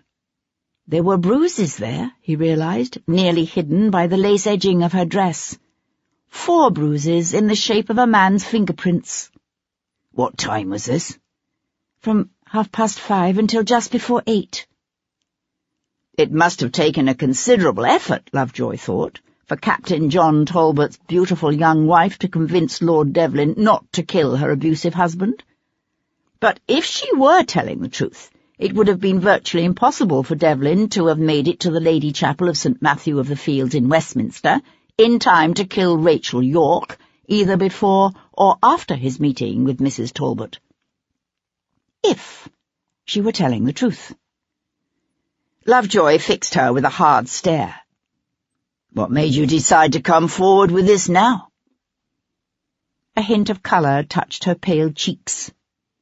"I should have told you the truth before, but Sebastian had sent me a note through my sister." Opening her reticule, she drew forth a torn, creased piece of paper and handed it to Lovejoy. "He wanted me to keep silent. I kept hoping you'd realize that it was all a mistake. You're thinking Sebastian was somehow involved in that woman's death, that I wouldn't need to say anything, that John need never know."